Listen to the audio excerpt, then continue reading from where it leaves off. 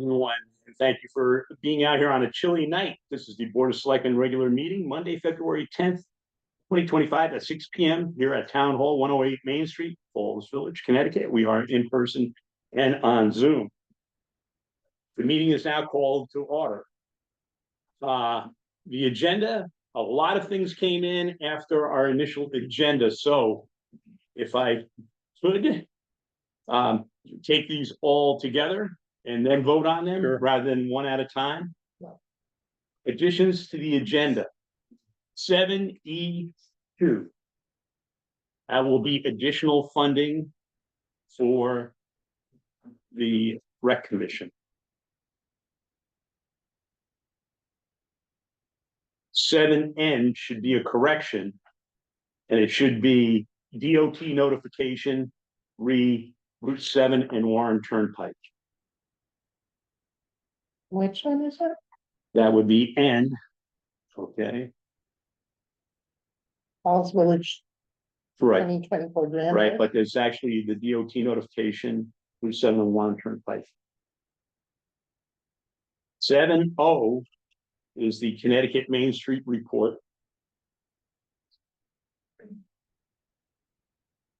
7P will be the health insurance update.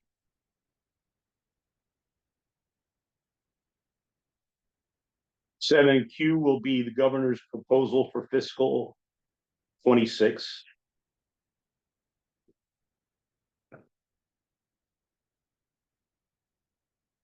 7R is Sustainable Connecticut 2024.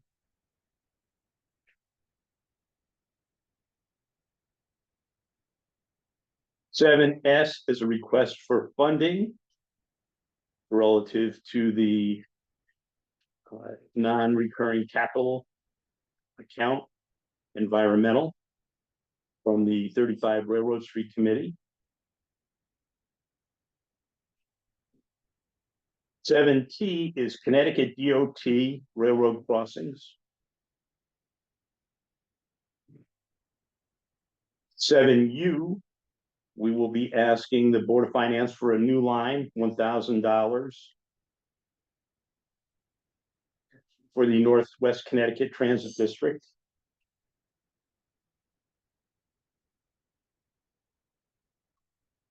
7V will be an motion for adjustment for the steep grant having to do with the vehicle request. 7W will be a request received from the Infrastructure Committee for $55,000 for design phase 2 of our 6 bridges that we've discussed earlier.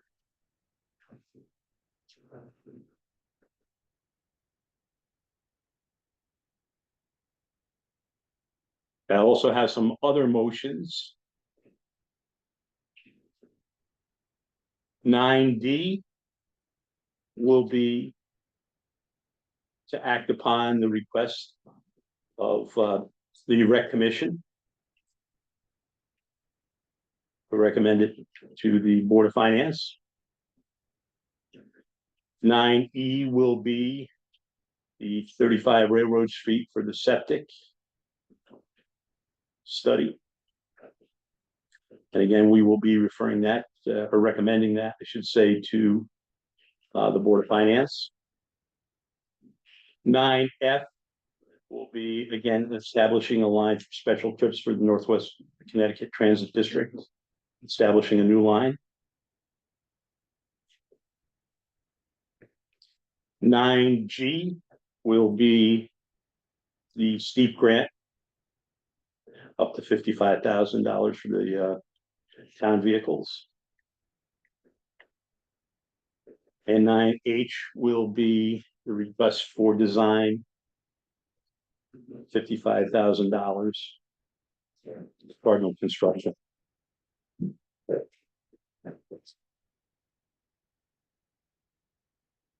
I'll take a motion. Did we remember, did we vote to authorize funds for AEA to do the? Yes, we did. For the 2 studies the two original sites, and they still have to go to town meeting. Yeah, right, good, yep. And we'll go to town meeting as we move along here. Talk about a few other things. I move to make those amendments to the agenda. Second. All in favor? Aye. Okay. Public comment, and again, I will hold you to the 2-minute mark this evening because we are going to be, we have a very busy agenda. Greg Marlowe, just wanted to check in, see what you guys thought about the lights on the trees out here. You know, we had talked about shutting them off early January, and I had few bunch of downtown folks say they really liked it and walking their dogs under it, told them to come see you. So when you want them off, just let me know. Be more than happy to unplug them and take them out of the tree. Are they on a timer, Greg? Yeah. Maybe we want to just set the timer a little bit later because we have a little bit more daylight. So you want to keep them on? Yeah, there's no problem keeping them on, but we might just as well, because I was down here in the office yesterday and they were going on around 4 o'clock. And you leave. 3:30. It was still light out, so yeah, no problem keeping them. Just again, we might just want to adjust the time. I'll say set tomorrow and let me know when you want to pull the plug. Of course, when we have, oh, don't use that, pull the plug. Okay, thank you. Any other public comment? Seeing none, we'll move along. I'll take each of the minutes, approval of the pending minutes. Individually, you want? Individually, I can do that. Okay, the regular meeting minutes of January 13th, 2025. Second. All in favor? Aye. Opposed? Motion carries. January 23rd, 2025, special meeting minutes. So moved. Second. All in favor? Aye. Aye. Opposed? Abstentions? January 30th, 2025, special meeting minutes. So moved. Second. All in favor? Aye. Opposed? Abstentions? February 4th, 2025, special meeting minutes. You better do that one. So moved. Second. All in favor? Aye. No one. I'll take a motion to accept the December 2024 treasurer's report. So moved. Second. Receive. Receive, I'm sorry. I'm in the approve, thank you. Receive the treasurer's report. All in favor? Aye. Aye. Nay. Okay. Motion carries. Take a motion to accept the January 2025 tax collector's report. So moved. Second. All in favor? Aye. Nay. Communications. I'm going to note, Madam Secretary, for the written, we have a late entry here for our written, and if I could read it into the record. Okay. Dear Selectmen, I am writing you today concerning how we are spending our citizens' tax money. I live in Falls Village and am a student at Kellogg School. Taxes need to start going to Lee H. Kellogg School's field. We need new soccer nets, also the backstop. Poles that go to the soccer net are very rusty, and a kid once got a splinter on the pole. Sincerely, Emma Kinsella. If we could put that into the record. Nice. Thank you.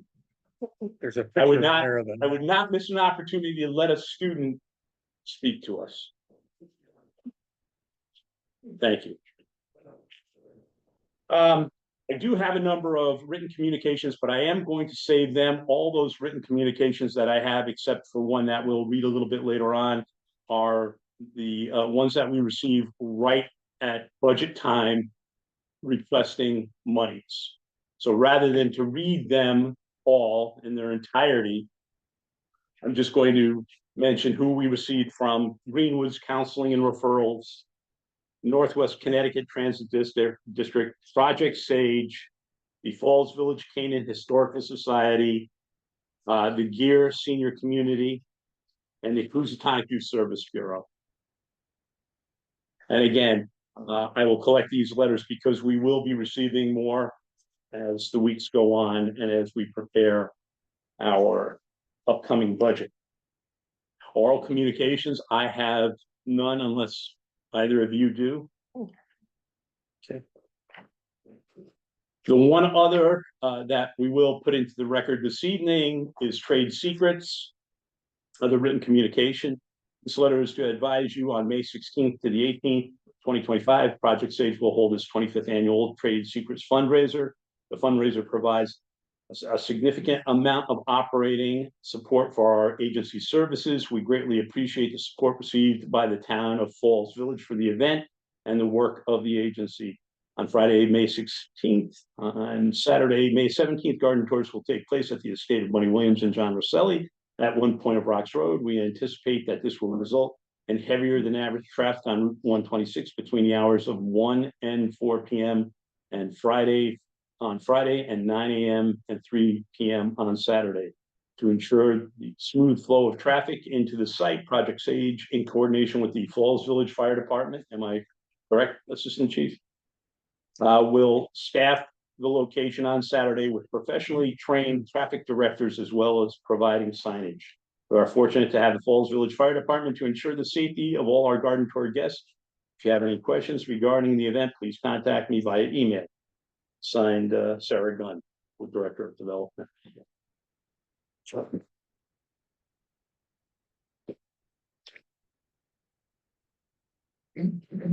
Okay, on to our agenda. Through our agenda, the Selectmen's report. Trips application has been completed and submitted. That is, again, as many of you remember, the first time the trips we applied for it was for sidewalks. We once again applied for sidewalks with a little bit of longer sidewalks in some areas. Not sure how the trips will go. I can say we were passed over the last time. Hopefully they will look at us kindly this time around, but I will let you know this. On the trips application, low priority to sidewalks in comparison with some other projects. Number two, the 2025 cemetery account grant program. Our sexton, Tracy Wilson, has submitted that. It's on its way to Hartford. The steep grant, this has been a cooperative effort with the Falls Village grant team. And the current status is we have been getting some input and certainly gaining information from various sources for the application to be completed. D, 107 Main Street property lease, the update. Right now, we are waiting. I was in contact with our town attorney late this afternoon, and I need to speak with him tomorrow regarding the final lease. We will later set a date for the town hearing. Recreation committee members are needed. And tonight we will also be asking for an additional $1,000 for their budget, put to the chemical line, if you will, in anticipation that we will be opening early this year.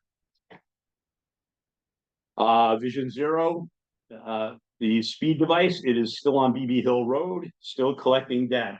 It will be there for at least another week and a half before we move it somewhere else to see if we can get more data. So again, I would warn anyone living on or driving on BB Hill Road to get back their speed. Capital plan, the Board of Finance Chairman and myself had met with all the department heads on December 16th, which you know, and we met with all the commission chairs January 21st. Planning and Zoning received a letter from the chairman of Planning and Zoning. Dear Selectman Barger, As you are aware, the Planning and Zoning Commission passed a zoning regulation amendment regarding outdoor illumination and dark sky principles, which have been effective since October 8th, 2024. We are working to share this information with the public through the town website, as well as through the Falls Village community email blast. We encourage the Board of Selectmen to take a close look at all town-owned properties to see if they adhere to the updated standards or can take steps to more closely comply with the dark sky principles, which have been emphasized statewide. It is understood that the first selectman is currently communicating with the daycare property on Page Road, as well as addressing the bright light in front of the Kellogg School. If the Board of Selectmen takes action to aim the light output at these two properties, it would help the P&Z further steward and implement its regulations, updates related to dark skies. A lead by example attitude is the P&Z's approach for the town-wide cooperation. We as a commission are here to assist in any way needed to educate, inform, more fully explain the land use regulations. So please update us on the town-led modifications so that we may keep track of our progress. We look forward to showing what the town itself has done to cooperate with the spirit of the amendment. On behalf of the Planning and Zoning Commission, Greg Marlowe, Chair, and we have reached out to one of our folks who are actually looking at the light at 107. So they're gonna hold on and look at these other two properties and give us an idea of what we could do. Eversource letter. I know that you have this, Tim. I believe I gave you, it has to do with them taking down trees. At Eversource, we are dedicated to delivering reliable energy statewide. You know, they are looking for a regular team maintenance, and they're going to be looking at 4,322 roadside miles in 2025. They sent us a map of the area and where they will be working along Route 7, along Route 63, and along Route 126. So you have this now, Tim, also, so you know. Budget workshops for the Board of Selectmen. We're going to wait to set some dates to see what we have by February 20th. Some of the chairs here that are listening, please get them in. Tech Associates who do the Housatonic Railroad Company's vegetation control program. They sent us what they will be doing in 2025, which they have to do by statute. I shared this with the Inland Wetlands Commission and with Wood Sinclair to take a look at and see if, of course, he's been our watchdog on that for quite some time, but it isn't any different than 2024's. We have the Falls Village grand list analysis. And just to go through, the real estate portion has increased by 1.09%. The personal property portion increased by 8.17%. The motor vehicle portion has decreased by 14.67%. And the tax exempt property decreased by 0.06%.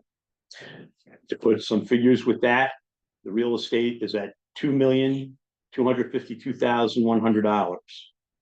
Personal property at $1,667,981. Motor vehicle, as you know, now being dictated by the state somewhat, has decreased by 1,934. Excuse me. Yeah. $100,934. Tax exempt properties decreased by 39.5. So again, we will make this available with our minutes. This tax exempt, a decrease in a tax exempt property. Is What that that is, what that Back in the is, tax rolls, taken from the tax rolls, what is happening, take it, or is it putting it back on the tax roll? taking it. Okay, what has happened, and you're well aware of, the governor had passed on a law last year having to do with any veteran who can show 100% disability. Yeah. They can have, well, they get some relief, actually, and that's what that is primarily.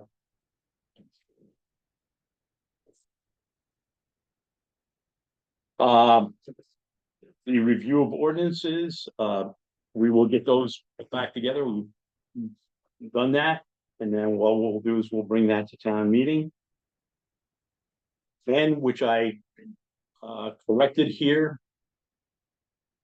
for our agenda, if you will, town notification of Route 7 and Warren Turnpike. They will be working there, and they're updating the traffic light at Route 7, Lime Rock Road, Warren Turnpike. So again, they'll be putting new electronics there. Every few years they update, so that's where we are. Of course, they need to let us know. Connecticut Main Street. The report, if you remember, the Northwest Hill Council of Governments visited us back on 7/30/2024, and they have produced a report here. Judy, I'm going to ask you quickly just to comment on it. It's ironic, but it came a few days after our economic development meeting. But it's very informative. One of the things that they have pointed out is what we're well aware of, that Main Street's going to be hindered for a lot of economic development because we do not have a town sewer. So we have to take that into consideration for everything that we want to do along Main Street and Railroad Street in particular, up from the Minor Street for the post office down past Railroad Street to the Historical Society. But they're very, very gung-ho on our town, the historic significance of our town, and the fact that it's in such close contact with the Appalachian Trail, and really encouraged all that type of activity, and to do as many small scale things on the green, things like that, to bring people in. So I think it's going to be okay. We'll have to figure out what we could do with planning and zoning with some of the buildings that we could have mixed uses with. That's not going to stress any septic system. So that's going to be the challenge, but it's pretty thorough. And if anybody would like to look at it, I have a copy. I also have 2 copies here, so.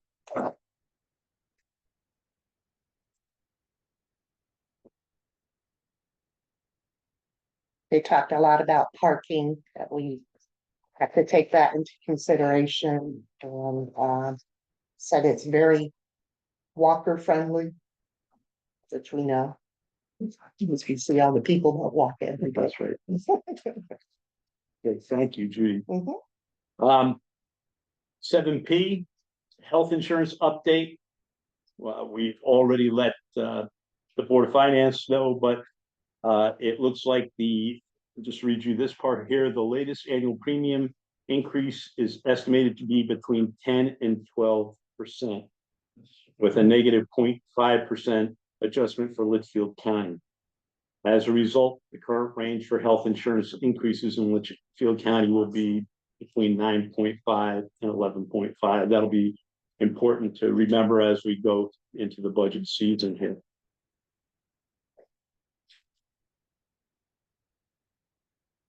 The governor's proposal for his fiscal year 2026.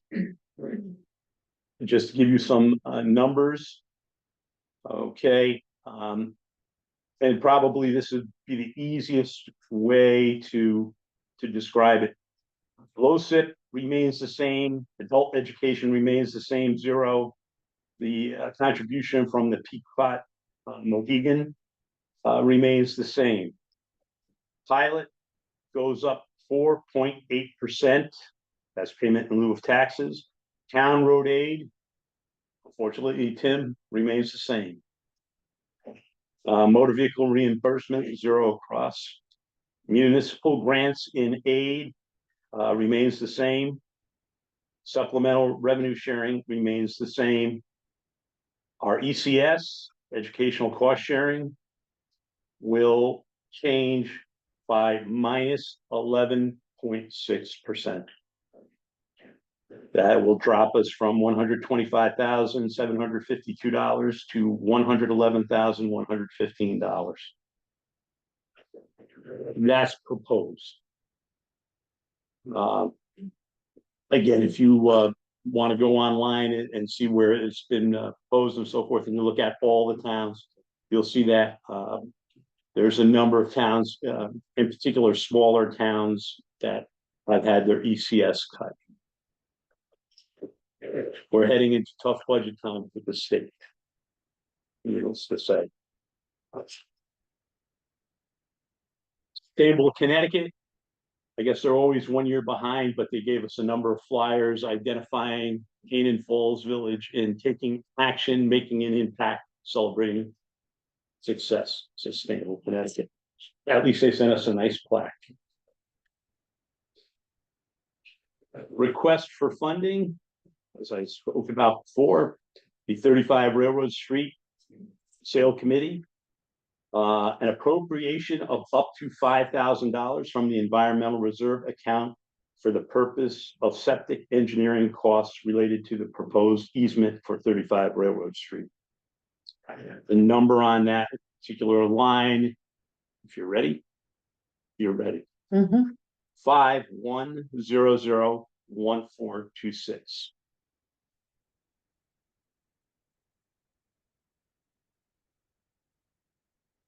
Again, just this morning, Connecticut DOT railroad crossings. And I shared this with our DPW manager this morning. We only have 2 recognized in town, 2 public ones. So we're in pretty good shape. Lime Rock Station Road and Belden Street. Just an interesting story here. I have to tell it. And I know Michelle knows this because she was laughing this afternoon because I was contacted by the Houstonic Railroad line. And so was Judy laughing at this. And they wanted to let me know about work they would be doing at Orchard Street. And I said, Orchard Street? There's an Orchard Street in North Canaan. So I sent it back and said, had the wrong Canaan. 7U.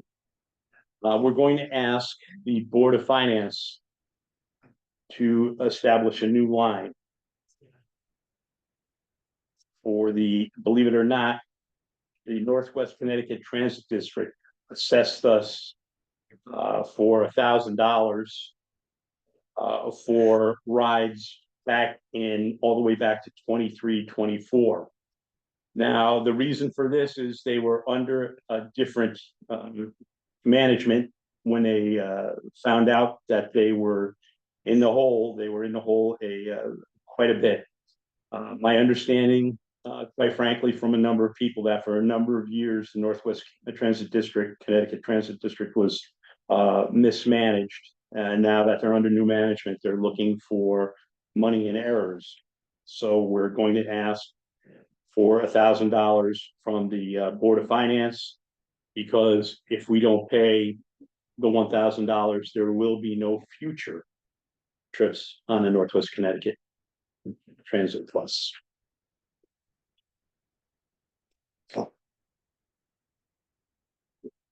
Adjustment for our steep grant. Got a note from Denise and went over the estimate with the trucks. And we're close to that $55,000 mark, so we want to correct it up to $55,000 from the truck reserve account.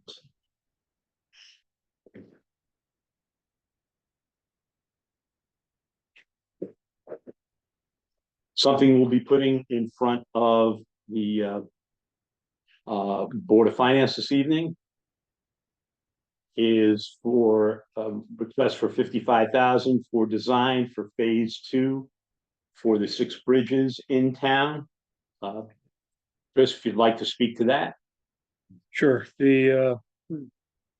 at our bridge and infrastructure meeting back on the 22nd of January, we came to the decision that we should recommend to the Board of Selectmen to recommend to the town to spend the 55,000 on for this phase 2 design portion of the 6 bridges that Cardinal Engineering is looking at. Just to get us, it would put together the engineered, what has to be done to the bridges. We don't necessarily have to act on that, but at least we'll have the information to fix them when the town gets money back. Okay. All right, thank you, Chris.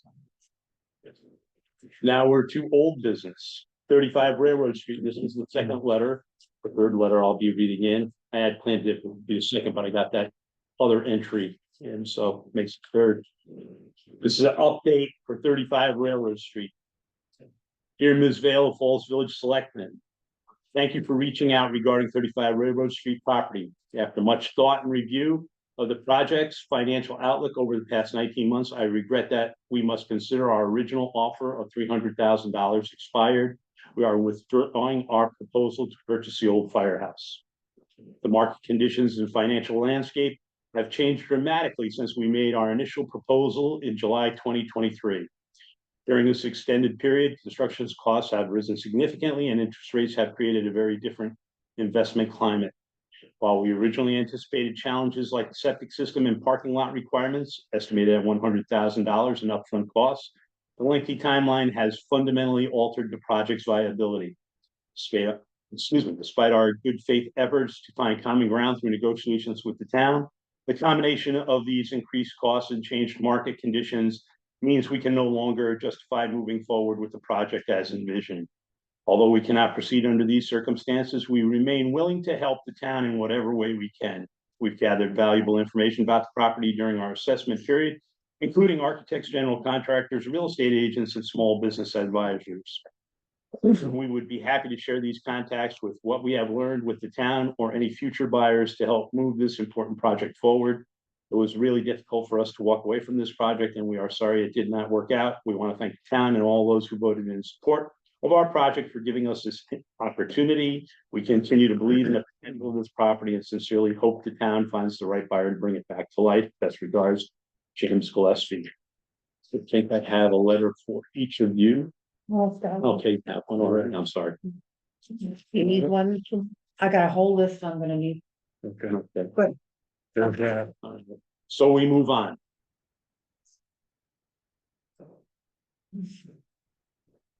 Economic development, update of the Connecticut Economic Development Symposium 129-25. And Judy, I'm going to turn that over to you. I can say I sat there most of the afternoon and you came in and relieved me at the end. Well, you can talk about the beginning part since I missed that, but after you left, we spoke about, we had speakers that were talking about marketing your community.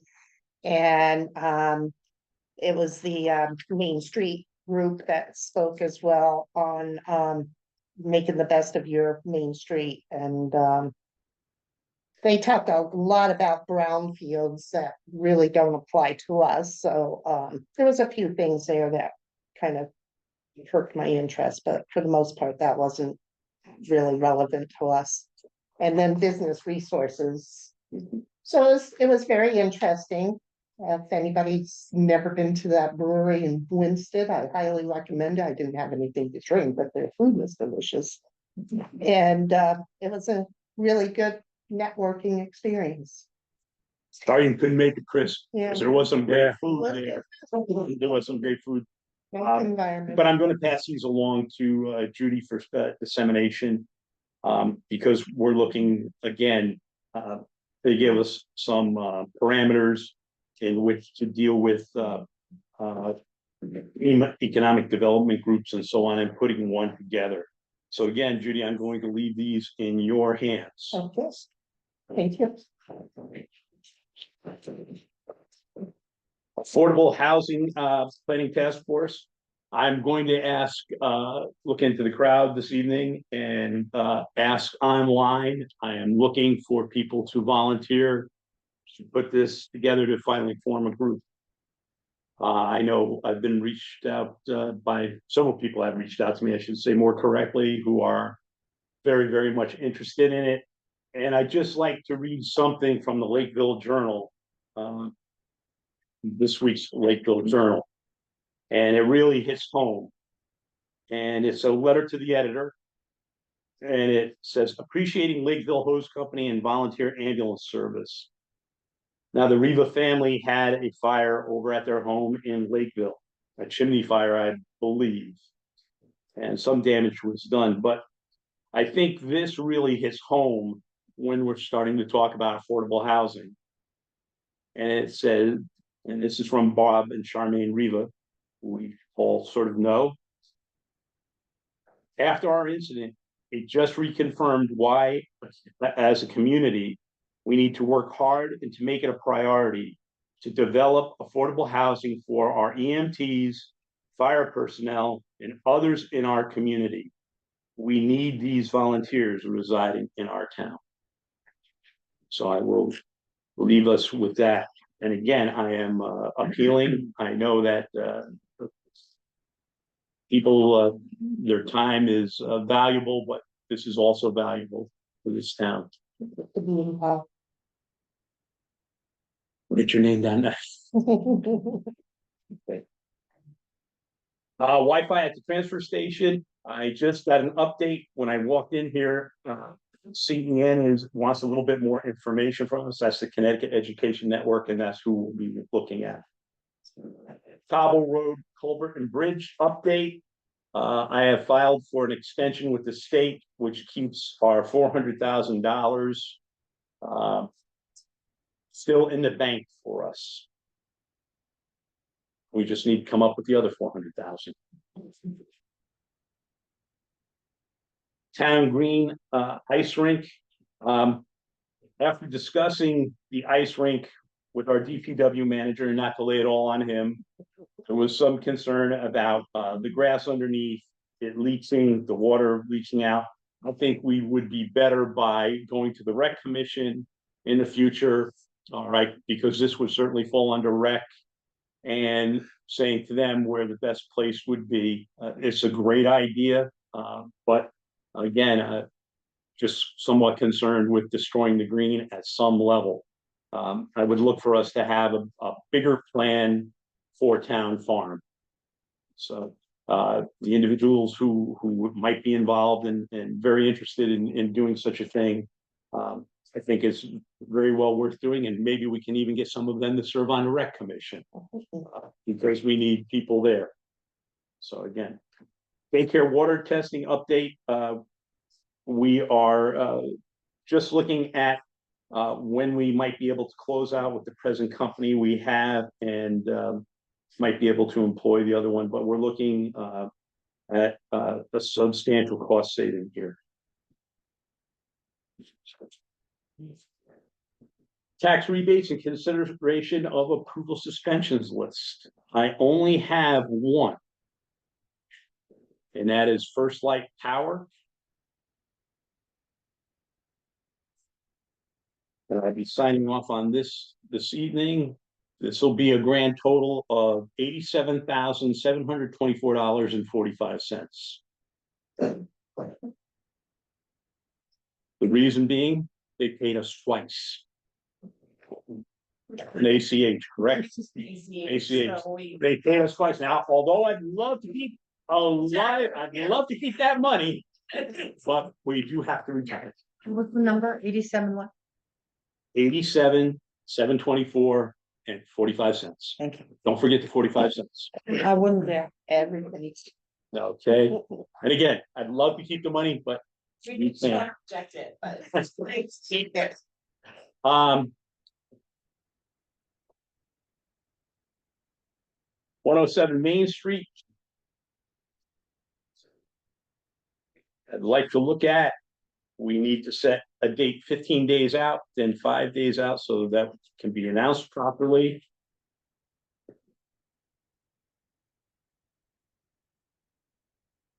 We must put our sign up.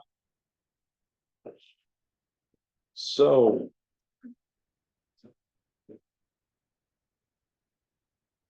Let's look at first announcing it on Thursday the 13th. That'll give us a chance to get our sign together. This Thursday. It's Thursday the 13th.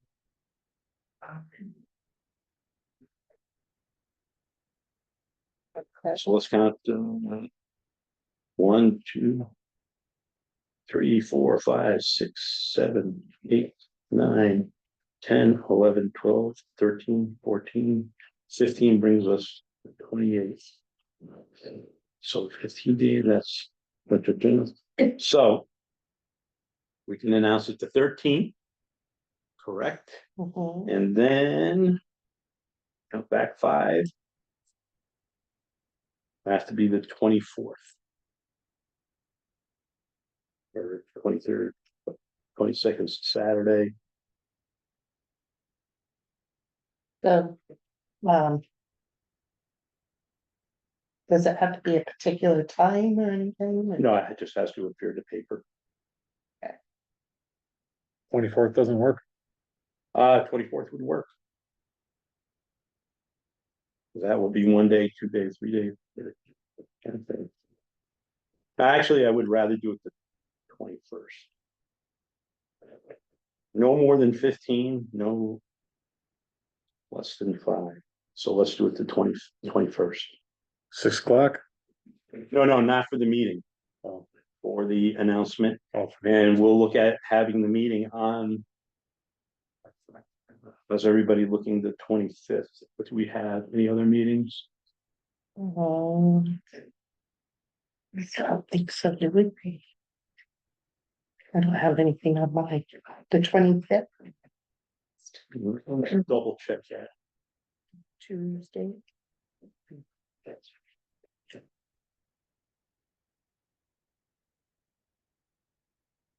Anything on the town calendar? Oh, I'm sorry. I apologize. Okay. Insofar as the return to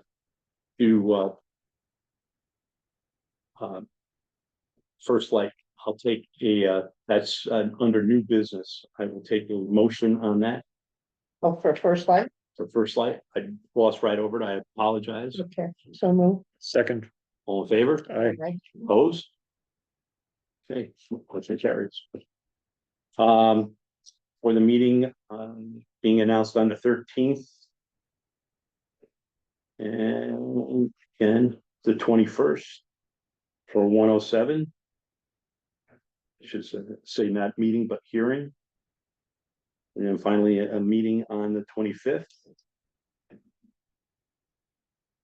Sure. Wait a minute, I'm confused. The hearing The hearing would be on the 25th. Hearing would be on the 25th. on the 25th. So the first two, the 13th, Wait a minute, we gotta do no less than 5, I'm sorry. So they won't work the 25th. So 24th, 25th, we'd have to look at the to be safe, let's look at the 27th. Chris is gone. yeah, I've got, Okay. Something personal. you guys can take care of it. I think we can Yeah. take care of it. Oh, let's see. All right. I'll take a motion. So moved. Second, Second. all in favor? I, Aye. Opposed? No one. There's a planning and zoning meeting in the 6:30 on that, Ooh, 27th.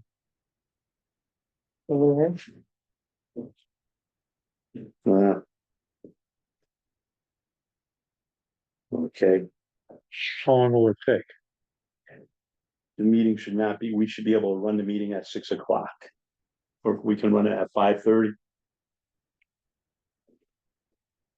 Hearing. The hearing for 107, man. Mhm. So it should take about an hour so that P and Z can start it. Mhm. Okay. That's right, 6:30. I promise, Greg, we'll be out of here. Okay, on vacation. Okay. Motion is to hold a public hearing Yes. on the 27th Yes. at Town Hall Yes. At 5:30. I'm for sorry, the we're, purpose of, for the purpose of the lease, in compliance with 7-163E of Connecticut General Statutes, which has to do with the leasing of, property, have a town Municipal property. hearing. okay, thank you. Thank you. Okay. All right. Moving along. Town meeting. This evening, we're going Did to, we vote on that? Yes, we did. yes, Okay. Was it unanimous? yes. Yes, it was. Moving to C. Discussion and possible action. Right now, I'd like to tentatively set a town meeting for the 18th. Relative to the steep grant, if everything goes smoothly this evening at 6 p.m.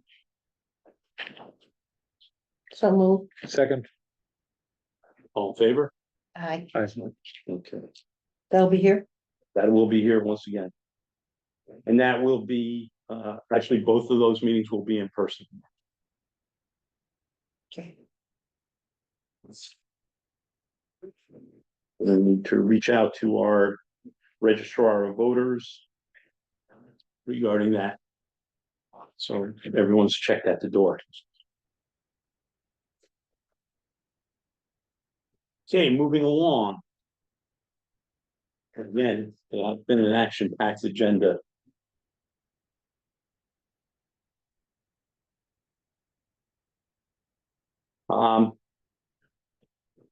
I would make the motion that we present to the Board of Finance a request from the Rec Commission for $1,000 added to their line number 4001-201, which is chemicals, in anticipation of them opening the pool early again this year. so, oh, you move. Second. All in favor? I, Right. Opposed? From the general fund? Well, we still have, how much do you, I'm sorry, I don't mean to look at, how much do we have in that discretionary fund that,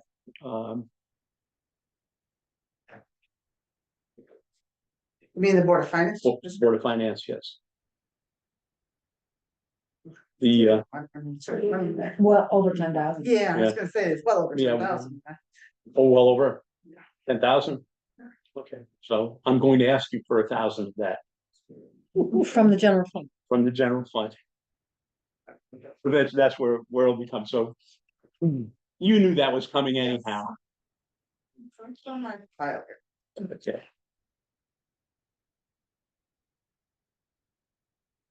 And we voted on that, we're good. Funding for 35 Railroad Street for the septic. Again, we can't move forward with the easement without getting this study done. I make a motion to take $5,000 from the environmental cleanup fund, non-recurring fund. Number 51001426. For the use of environmental study at 35 Railroad Street.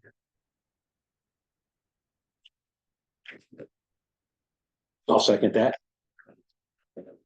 Aye. Aye. So you're recommending the Board of Finance to recommend a town meeting? $5,000 from Yes, the reserve? that's what account? he's doing. Capital reserve, right. Okay. Sorry. Yes. Sorry, I didn't get that quite right, but I knew you were listening.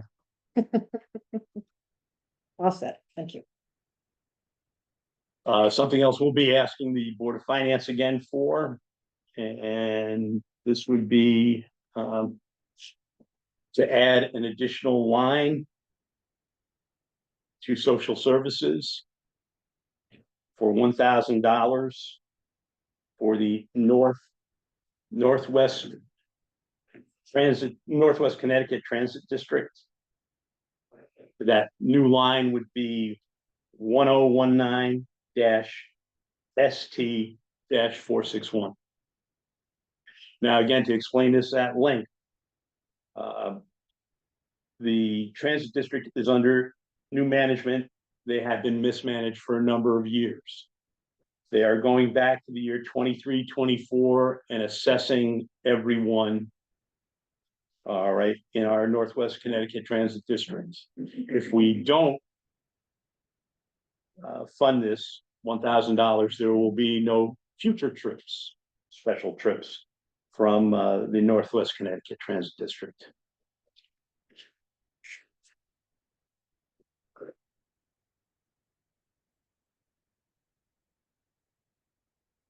So I would make that motion. That's second. Yeah, discussion. Is this a one-time deal or is this gonna be, I can tell you right now, Chris, that they have upped their cost. They've asked for more this year. it is like a clawback from the years that we were deficient? Call it a clawback or whatever, but they were mismanaged. And again, no reflection on them perhaps other than to say that they were mismanaged. They came under new management. Teresa and I had numerous discussions that I think Michelle heard part of, so on and so forth. In and out, and again, Kind of beholden to them, so. yeah, we are, we've already used the service, so we, Yeah. in fact, we do owe them. So. In I favor. I would- think we have to vote on it. I'm sorry. I think we have to vote. don't Oh, we? yes, we do. Aye. Aye. How opposed? That's okay. So we'll be recommending that to the Board of Finance. For town meeting. The steep grant. Okay, as I read before, we just want to up it to 55,000. It was very, very close to 55,000.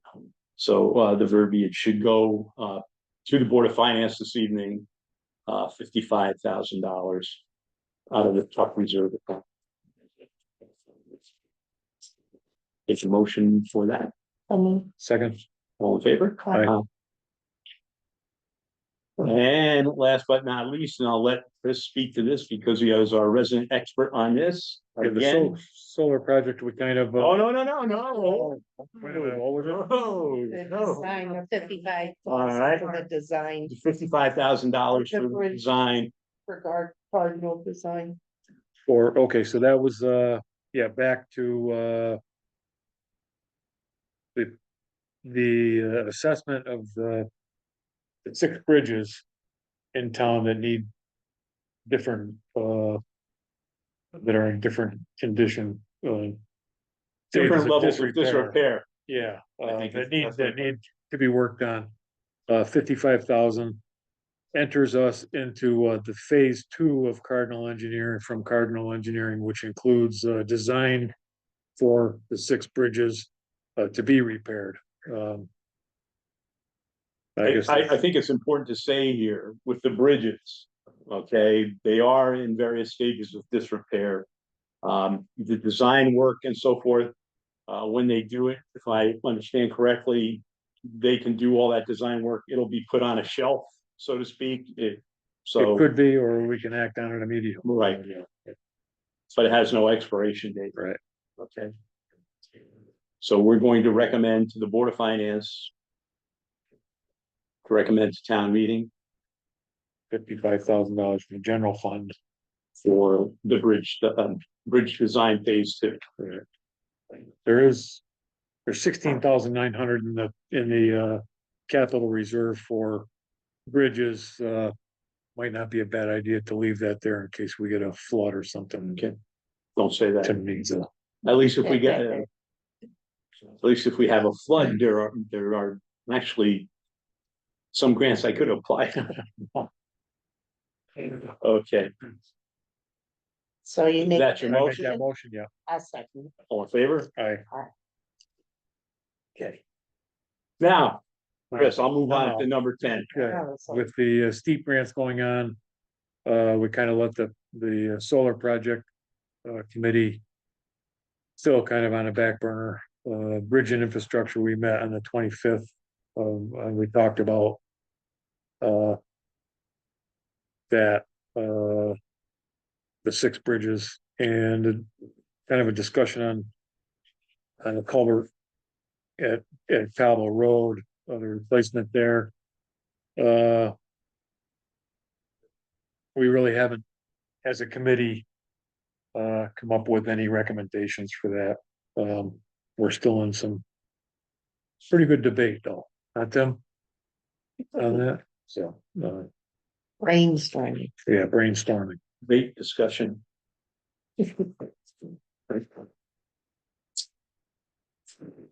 And solar committee and infrastructure, we're still moving forward. We have that request for $55,000. Okay. I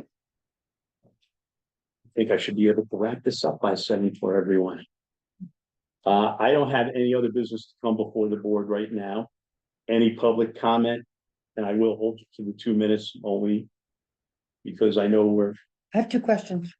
yes, First one is on the Northwest Transit District, identify yourself, please. Denise Cohn. Thank you. On the Northwest Transit District allocation, we have a line item for that. We're not just increasing the line item, we're doing a new line item? We're doing a new special trips line item for this year.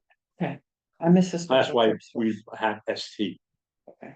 I wasn't sure what ST stood for. Oh, I apologize. That's okay. And the other question I had was, I know you had said you applied for the cybersecurity grant. I know we had worked on it together. And we didn't get it. We were denied? We were denied.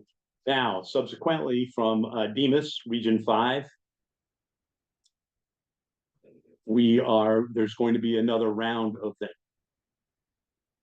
And we do have to, correct me if I'm wrong, Michelle, but John Fields, he's asking for us to, at least I got this from him. Yeah, he is asking us to do another cybersecurity. Well, I'm surprised. What's their request? I didn't get anything back from them, so I'm going to assume we. Oh, you didn't get a follow-up? Oh, they have to send official denial letter. You might want to Yeah. call them. They've awarded it already, so, Yeah, you might want to call them. but we didn't get anything. And at the, Amy Wynn, and at the very least, you can get feedback on your application. I got that from the trips. Okay. If we have nothing else coming before us, Nope, nothing here, sorry. okay, no one there? Okay, Move to adjourn. Second. all in favor? Aye. Aye. Thank you, everyone, and thank both of you for keeping us on schedule. Here's the list of documents I need for the minute too.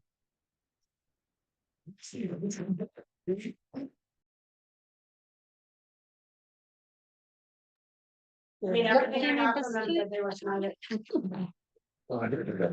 All right. Things around, you're Bill and Don was. Carl, is that you? iPhone 3? Carl? I'm here.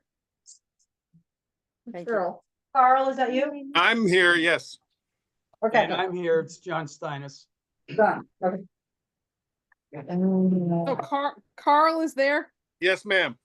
Okay, only reason I'm saying that is where I am, my signal keeps getting cut off. So if I get cut off, Denise will know that I'm not there, and Carl, you'll have to kind of step in unless you're already on. Not a How are problem. you? All right, thank you. We're a little worried there, Chris. Yeah. I'm the one that was done that. All right, then I'll call the Board of Finance meeting together. And we have no alternates to speak, but welcome to Roxanne and Carl as alternates on the Zoom. Public comment, and I will do the same thing, 2 minutes. I have that. Okay. No, the auditor has.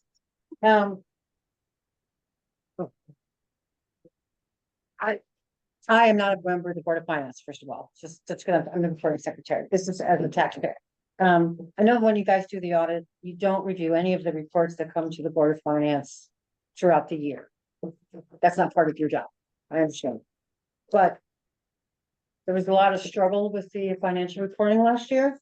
And the effect of that was general fund was understated by about 35%. So this board spent hours agonizing over the budget and raised the taxes 1 mil, which was really unnecessary if we actually had that money in the general fund. So my question to the auditors or to the Board of Finance is, have you put anything in place to ensure that that doesn't happen again? My second question is, can we give that money back to the taxpayers through a tax bill? But you're not up, so that's my public comment. You don't have to answer. Thank you. Anything else?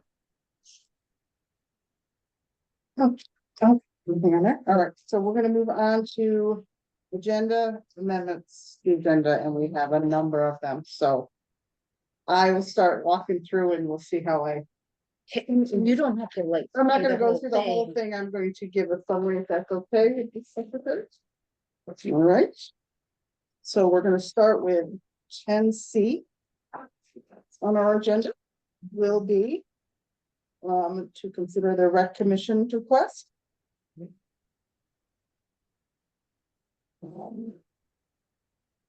10D will be to consider part of the steep grant application for the 70,000 from the salt shed. Okay, sure, I'm on the same page. I thought it's all one. No. Sorry. Okay, so steep step, I okay, believe, got it. yeah, I believe they're all separate. 10E would be the town meeting to recommend to town meeting for 19 for the 107, 108 Main. And that's steep. That's steep as well. 10F would be for it will be amended to 55 for the truck reserve. Am I correct? Correct. For the truck reserve account, town meeting. And 10G will be, there's 125,000 appropriation from the general fund for the purpose of, steep grant for water grease separators. And then I have, 10H for an appropriation of 5,000 from the environmental reserve account. 10I, social services, the new line for Northwest Connecticut Transit. And the last is 10J, which is phase 55,000 for phase 2 bridge engineering through Cardinal. Engineer. Is there any other additions that I may have missed? Oh, no, that's just a lot. Okay. So I will make a motion to add 10C through 10J to the agenda. Seconded. Any further discussion? All in favor? I, Carol and John is both ayes. Yes, did you hear me? Yes, yep, Okay, thank you. Yeah. Agenda amended. Welcome to us. Thank you, King James. Presentation on our. Right, thanks for having me. I did hand out this summary that we'll go through.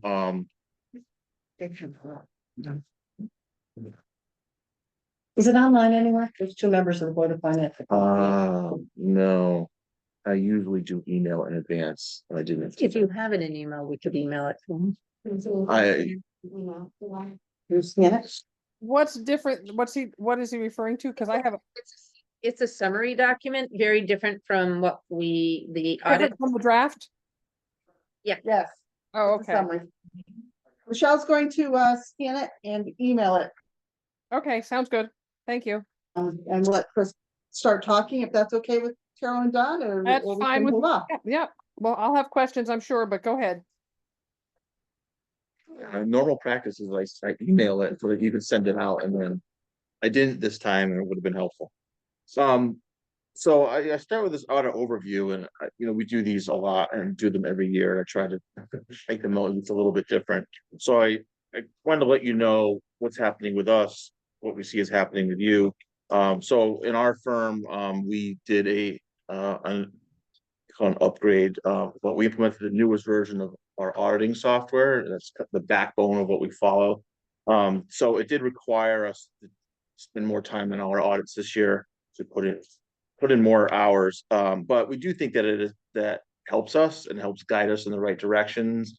Risk audits these days are all risk assessment. You may think, oh, the biggest number in our financial statements is the riskiest number, but that may not necessarily be true. So for example, your investment in roads and bridges, a big number. How risky is it? Not very. No one's going to steal it. The cost goes in, it doesn't change. So anyway, this software is really steering us in the direction and keeping us in the area of performing quality audits. There's always new standards, auditing standards and accounting standards. Accounting standards dictate how things look, and auditing standards dictate how we do audits. There's been a recent emphasis in the auditing standards on reviewing management's estimates. There are almost always estimates in your financial statements. For you, a relevant one would be the amount of property taxes that could be uncollectible. Granted, it's not a big issue for you, but it could be. I've had towns that have contaminated properties, and the taxes are never collectible. So those taxes are levied but never collectible, and you could have an overstatement of your taxes received. So anyway, they've asked us to do more work in that area.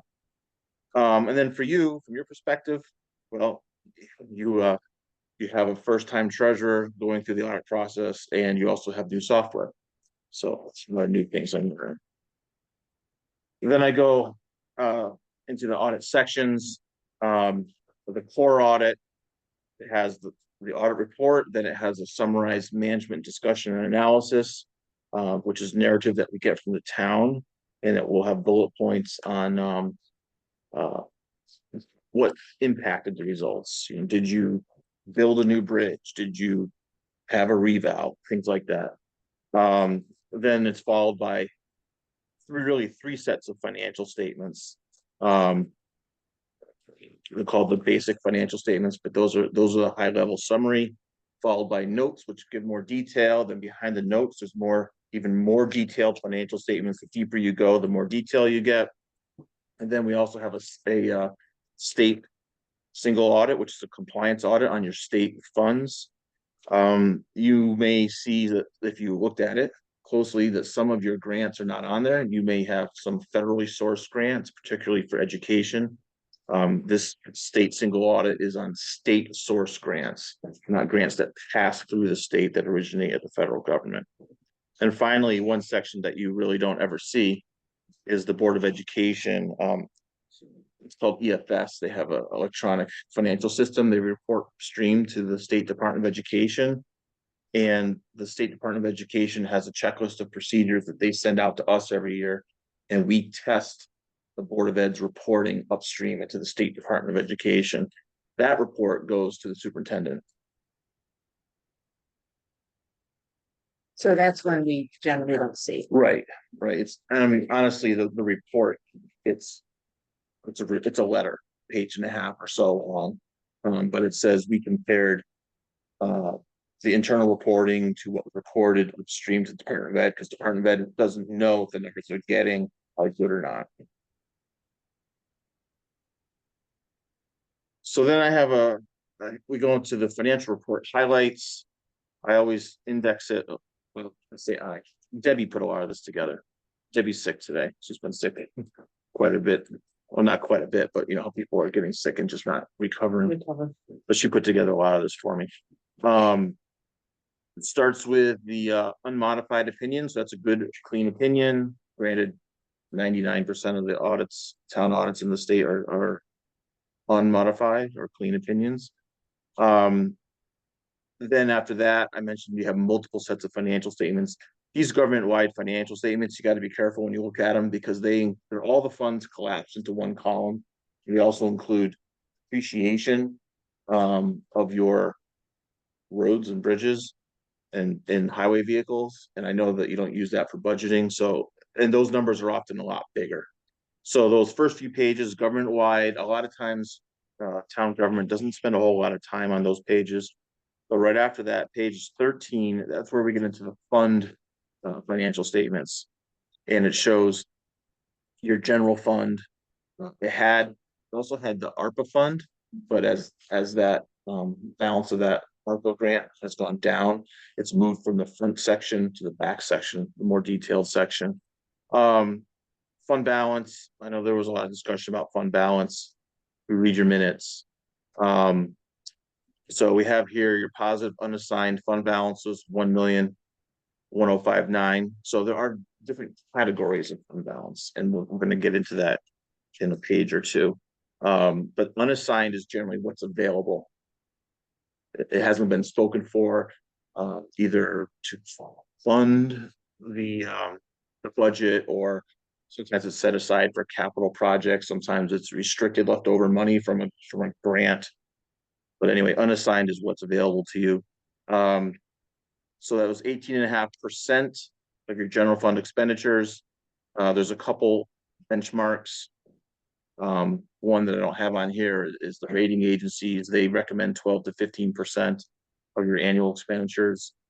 The Government Finance Officers Association, that's the GFOA, recommends that your fund balance be approximately 2 months of revenues, which would be 17% of your budgeted revenues. I already So there are mentioned two different recommendations. there's two different benchmarks, yeah, and honestly, the GFOA, the Finance Officers Association, is higher than the stated one. Yep.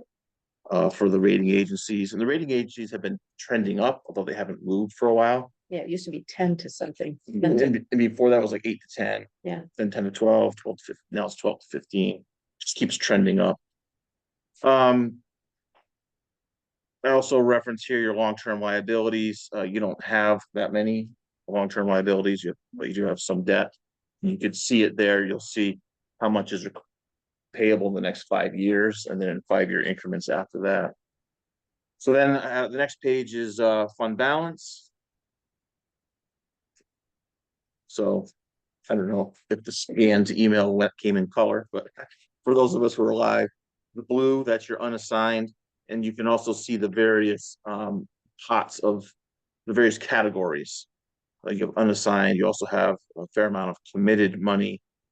Assigned is often the amount that you've designated into the next year's budget. And the details on this graph are on the next page.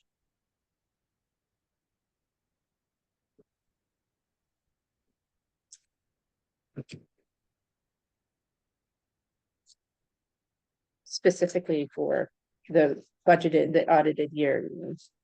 Right, for 2024. Right. I was gonna check something really quick here.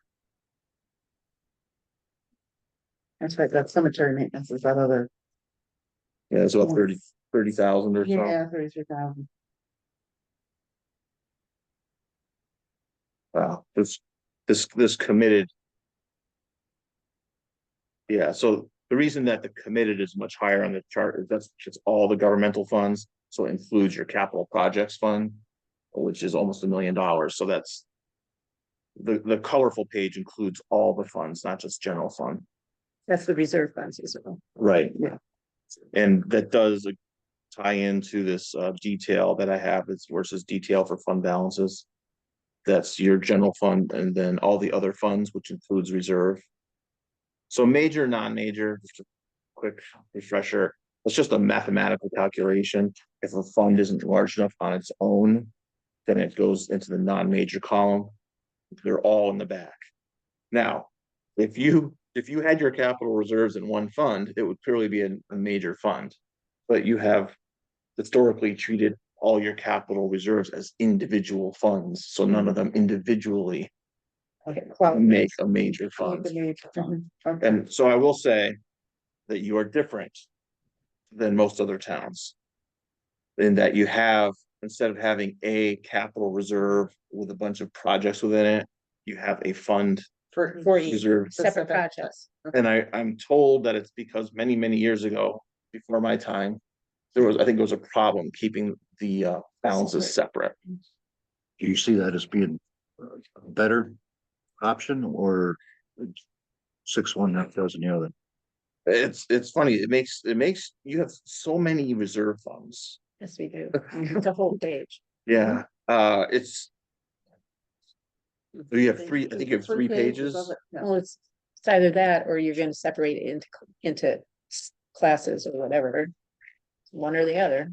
I mean, I would think that if you had one reserve, you could get a better interest rate on your money.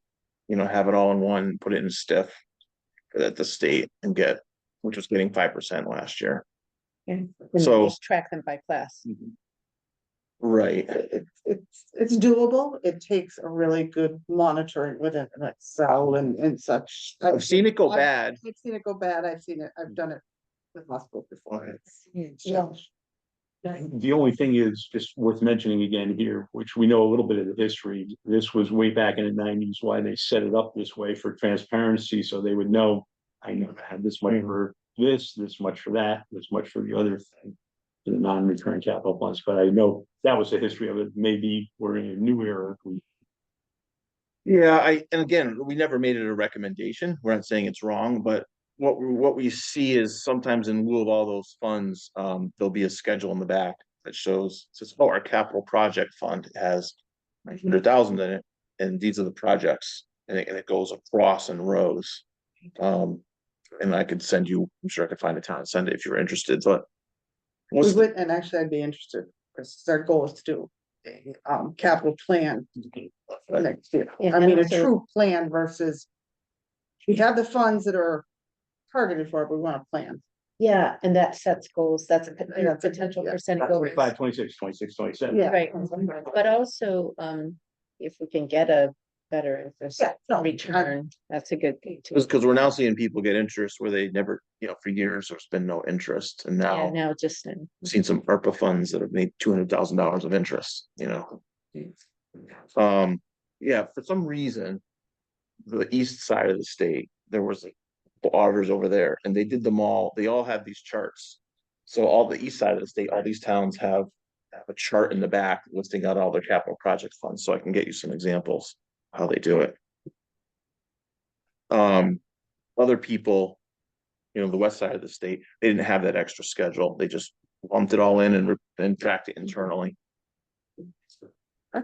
So anyway, back to our detail for fund balances, general fund. So general fund balance is a little over 1.5 million. However, I mentioned the unassigned was 1.05, about 149,000 was put into this year's budget that you're in now. Cemetery, you mentioned. And then you have 2 more kind of exotic numbers. OPEB, other post-employment benefit obligations. You have some money set aside for I think it's post-retirement health insurance, about 30,000. And then the LoSAP, which is really your emergency service program. It's required to be part of your general fund. oh, But because if it was in a trust, like a regular pension plan or 401k, it would become immediately taxable to all the participants. So there's an IRS regulation that comes into play in this. So the LoSAP account, although committed to the recipients of that program, must be legally made available to the town's creditors. And that's why it's a component of the general fund. Otherwise, it would be taxable It to would- all those. Every year, everybody that participated will be taxed on it. Yeah, Okay. so there's a little IRS, Is that generally what towns do? if they This have a, is generally what towns do. if there's a LoSAP in the town, For yes. LoSAP. Okay, great. Yep. Okay, so we're not doing anything weird. No, it's just a very weird It's treatment. just a weird thing. So so if someone says, oh, your general fund is 1.5 million, well, 265,000 of it is We really don't for EMS. Right. So we don't plan on spending our fund balance down so low that we have to tap into that. Mhm. So that's the general fund, the non-major funds, again, most of them are your reserves, so that's why 970,000 out of 996 is committed to capital projects. Now, committed means that the town could vote to undo it. You know, they could undo the capital projects and put it back in the general fund. You don't do a project or have some money left over. As opposed to restricted. The restricted is restricted by an outside source. I think you have open space or something is in there. I can't remember exactly, but when there's a certain fee, a certain revenue that has to be used for a specific purpose and you can't redirect it, that's restricted. Well, I can I just ask? What is that? Yeah, that's, I couldn't remember. Okay. It's in the back. Yeah, Maybe it's we'll it's get that. like different memorial funds. Oh, it's- and it's that funds type of again. Real restricted Got it. funds that not for Got it. capital purpose. Thank you. Not for capital purpose. Okay. Okay, so then I have highlights continued. We put this in about the teacher's retirement plan. It hasn't been an issue for a while and the state seems pretty flush with money right now, so I don't think it's gonna be an issue. Your share of the teacher's pension plan is 3.1 million. You know, we started to bring that in when the state was talking to board towns saying, oh, you might be responsible for 10 or 25% of that. We haven't really heard much of that in a long time, but the share attributable to your specific teachers in your town is 3.1 million. There's also a little health insurance, kind of just a little stipend. It's not much, and that's why the OPEB liability for the town is 290,000. If they retire early pre-Medicare, the state gives a small stipend towards continuing on health insurance. So then after that, we get into back to the general fund and budgetary statement. So you planned in 23-24 to use 323,000 of your fund balance to balance the budget. And then you actually added 12,000 additional to that. You didn't actually need to dip into fund balance. So between revenues and unexpended lines, you balanced without that. So that's good news. And then your taxes receivable, at 55,000. So it's a small number. It's a very small percent. 1.1% is a pretty low percent. I mean, all the numbers in Canaan are actually small. So, but as a percentage, yeah, The percentage that man. 1.1%. Yeah, if you've got over That's a good. 8%, you know, it's funny, we saw, I mean, going into COVID and coming out of COVID, the percentage of taxes outstanding went down from where it was before. People were initially concerned that we're gonna have a lot of Examples. and it didn't happen. It went the other direction. State single audit, I mentioned that earlier. You have just over $500,000 of state source funds. The biggest components of that was town aid roads at 167 and ECS, that's education cost sharing of 125,000. We have to risk assess. I mentioned that way in the beginning, but the state gives us guidance to risk assess your grants so that we tend to rotate through them. We hit town aid road a lot because it's your biggest grant, but we also had to test your LoSIP grant. So there's some reporting requirements around it, and you know, we'll look at the invoices. Did you spend it on what you said? You know, what the LoSIP grant was awarded for? And we have no compliance findings. What's on the next page says management letter. We did have some comments. The management letter is in writing. The other item or section is verbal. The first one there, activity between student activity fund and Board of Ed. So occasionally some checks are written out of student activity fund and then reimbursed by the Board of Ed, general budget fund. And our understanding of that is it's a matter of convenience to office staff. So we don't think that you should have that happening. It's in more detail in the letter. Yeah. So there's about 5,600 checks written out during the year. And again, they were reimbursed, but really shouldn't be doing that. There's all the checks should be written out of the standard Board of Ed check processing system. There's also about $7,600 in outstanding checks. That we call them stale checks. Those really need to be investigated and cleaned up. We communicated that with the Board of Ed. And they said that they're going to be working on that. And then because you had a change in staff, somebody retired. Can't remember all the names, but you now have you used to have a separation of the responsibilities of processing building official permit fees, and now you don't. It's one person doing everything. So Checks and balances. exactly. And the only reason it went away is because you had a change in personnel. Now, the way that a lot of people have gone is the online permitting. And so the response here is that you're going to look into that and potentially implement that. And that would provide checks and balances that were previously in place with human beings. Then our verbal items, we have 3 of those as well. People ask us, well, what did you talk about that's not in writing? So we tell you. We keep them in the file. We monitor them from year to year. We think that that the deputy treasurer position, we're recommending that you maintain that as part of the check, maintain that as an active role and position for basically, we talked about checks and balances. Same thing here with the treasurer's office. When we audited the tax office, again, risk assessment, your largest revenue is taxes. And it's a lot of transactions. So unlike roads and bridges, which are unlikely to be ever stolen or misstated, taxes could be stolen and misstated. So we spend a lot of time in the tax collector's office going through their records and also the assessor's office. We noted that the grand rate book, the wrong grand list was posted in the rate book. So they were going to get that reprinted. And then the other one is that, again, I know everything in Canaan is small, but I happen to see this. A lot of the expenses related to your recreational activities are made as reimbursements rather than payments to the vendor. So you're reimbursing the people who are going out and making the purchases.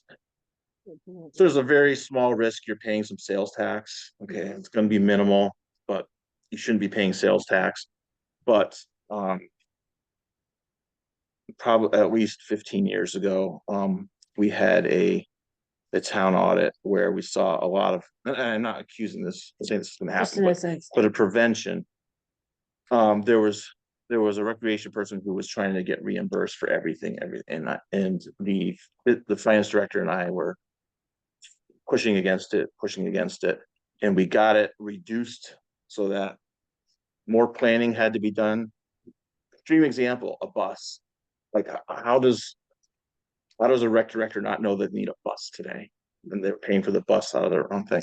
Well, down the line, that rec person, turns out they were stealing from about 3 organizations, not the town that I was auditing. So that's just that's an extreme example. I'm not saying it's happening. It's just these are the controls in place. You try to Thinking ahead and establishing vendors, establishing certain purchasing procedures. minimizing Minimizing that. reimbursements, because those reimbursements get mixed with other stuff. Yep. If someone's thinking that way. Right. So again, just strengthening that control. On number 2, are there checks and balances that are not in place in that area? So I mean, you talked about risk. that's a strange one. Never seen it before. So what happens is I mean, not just the printing part. you send the data to quality data and they print it out. So They didn't catch it. Oh. they didn't catch it. I don't, that's a strange one. I don't know how that happened. And we were doing our testing and the numbers were just not coming out. We realized, oh, wait a minute, these aren't current year's numbers, these are the prior year's numbers. But are there any other aspects of that area that are missing checks and balances, or is that all because of the way the treasurer and the tax collector work? Well, that's the only thing we've identified this year. So it's just the printing, the info Yeah. data, that's just. Yeah, and that's, again, Great, we kept it not in written, 'cause it's isolated, right, and it's odd, very it's odd. odd and it's isolated, yeah. Okay. You know. Like the reimbursements, That's there's a pattern to that, but it's so small. because we're small. They're small. That we really didn't think it should go into writing, but we're focusing on that, on these particular positions, but really overall, you want to minimize the amount of reimbursements that you're making to Yeah, it's people. better practice than lunch, yeah. Yeah. Mhm. Okay, so I'll turn it back to you for questions. Questions? Other thoughts? I have a question, if I may. Go ahead. Because I've been listening to him, and thank you for the report. You mentioned that you look at our minutes of our meetings. And this is just maybe a housekeeping question. I had asked it a while ago, and I don't believe the time I asked it, Michelle was at the meeting, in all fairness, so she couldn't answer the question. But in the past, when we have assigned funds and it's equated the amount the board allocates in the motion before the end of the fiscal year. So the Board of Finance met on June 1st and allocated up to $150,000 for this year's budget. There's that funky number in there of 149,049. So I don't know where that 149,049 came from, but if the Board of Finance made a motion and allocated $150,000, shouldn't that number match what's in the report?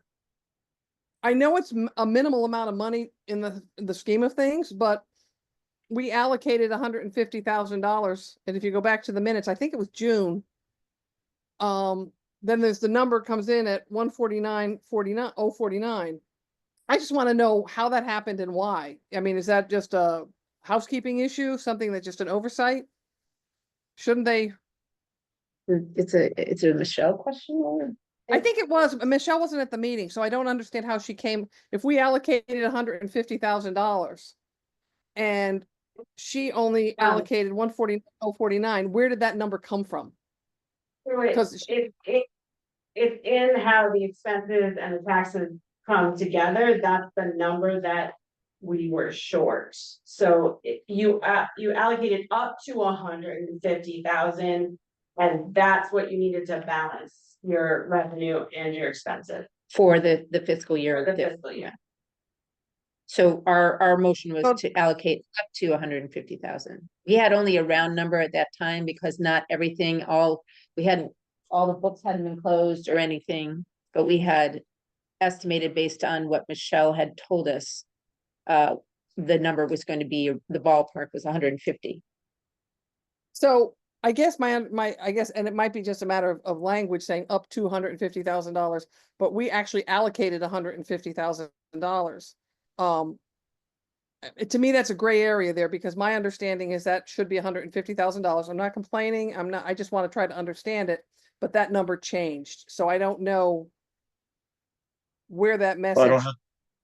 I don't have the adopted budget in front of me, but I would speculate that if you put 150 in budget, your final budget would show a surplus of $951. Which it should, but the number that was put in was 149,049. It wasn't 150,000. See, that should balance because we allocated the $150,000. But that's not what. Carol, I'm gonna jump in because there was actually a calculation and I have it I don't have it with me, but I actually can get to that $149,000 exactly. It's based on the grand list and it's based on, Yeah. 99.3% of So collection. what I'm asking is there is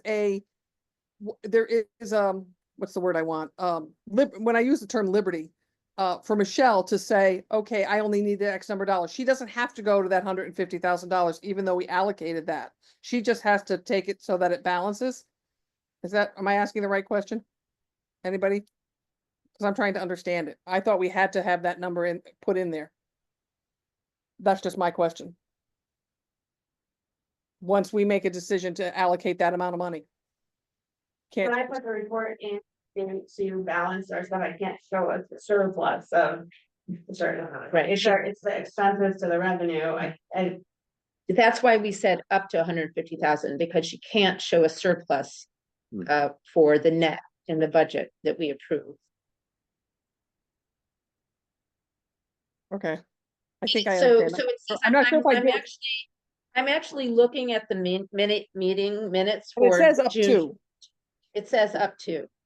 And that's the reason for it, because she doesn't have the final numbers yet, and we can't have a surplus when we have our budget approved.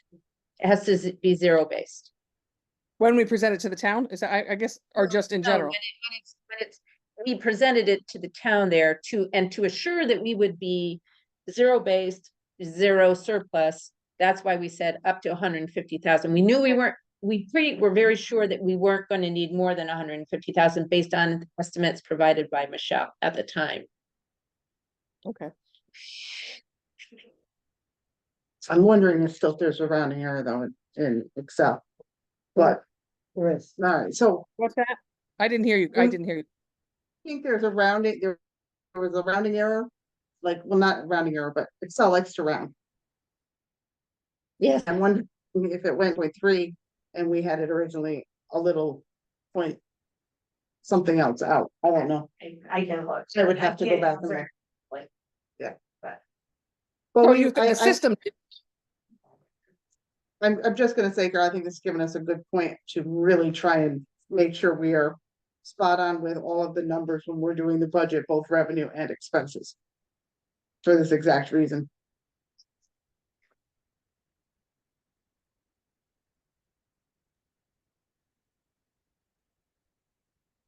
Other questions, thoughts? John? Oh, hi, John. Hi, looking at page 8 of the report. Chris has already gone through these numbers, but at the bottom of the page, there's a summary of the general fund. And if you take the number that Chris started with, which was a little more than 1.5 million, and you back out all of the quasi reserve accounts, and you add back in this 149, you should get the equivalent of what the June 30 report said was our general fund balance before we committed any of it to budget relief for the next year. Now, those two numbers are different by about $25,000. Not a huge amount, but my question for Chris is this. Do you start with the June 30 financial statement and then do some spot testing on both the revenue and the expenditure side and come up with some disparities? And those disparities are what I see at the bottom of page 8. I don't have page 8. I can't open it.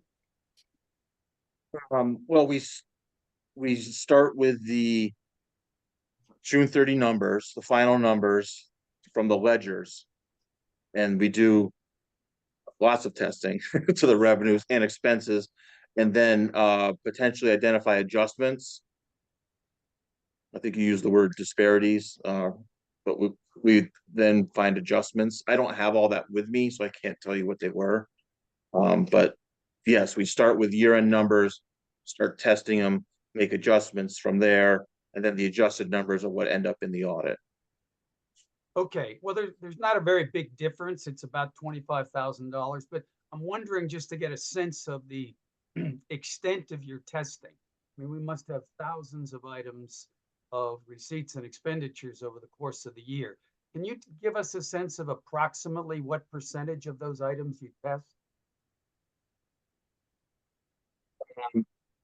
Probably not, because I never tried to quantify it, but we spend a lot of time with tax collections.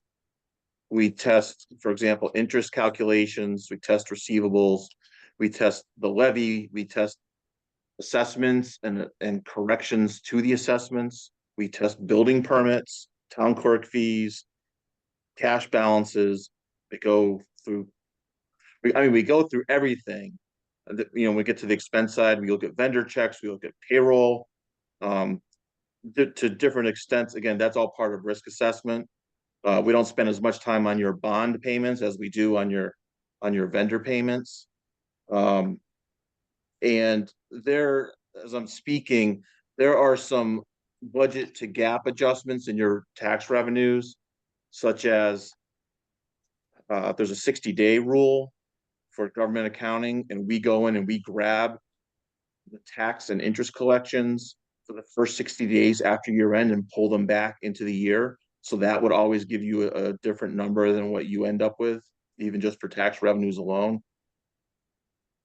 So even though we're on a cash basis, you're pulling it, So, right, so Fund account. it's modified accrual, modified accrual. yeah, so, Okay. So you're so seeing the whole picture. modified accrual goes out 60 days and says if you collect it within 60 days, that's selected early enough to pay current obligations. And I suspect that's even in a perfect world with no audit adjustments, no corrections of errors, you're gonna have that type of adjustment, that 60-day revenue adjustment. So that's the start. Right, yeah, you can't, well, you can't do an audit. You can't finish an audit before September 1st. Nobody comes close to that anymore anyway, but you have to wait 60 days for liabilities too, because we're going out beyond year end and we're looking for, so there could be an adjustment in payables. I don't remember, but we go out 60 days and we test all those expenditures and see if anything should be pulled back. See if selectmen are not paying a bill on purpose, so it falls into the next year. All right, I got another question. This is another housekeeping question, and it's just a curiosity question. When you said something about policy, do you guys review our policies for the Board of Finance? Because it'd be great to know if you have a copy of our policies, because we can't seem to find our policies. And in your letter, you made reference to no new accounting policies, that just stay with our existing policies, but we don't know what our existing policies are because we can't find the policies. So is that something you guys review that may have a copy of our old policies? No, we don't have that. That reference to policies is accounting standards. If Okay, you were that to would be- change depreciation methods, Okay, so So it has the nothing policies- to do with the policies of the Board of Finance. correct? Okay. Just a question, just trying to find it. It's a good one. No, it's good. Anything else? Thank Online? you. Thank you. Okay, you're welcome. Thanks. So I will send you an example of how. So people are tracking their capital projects funds in one fund.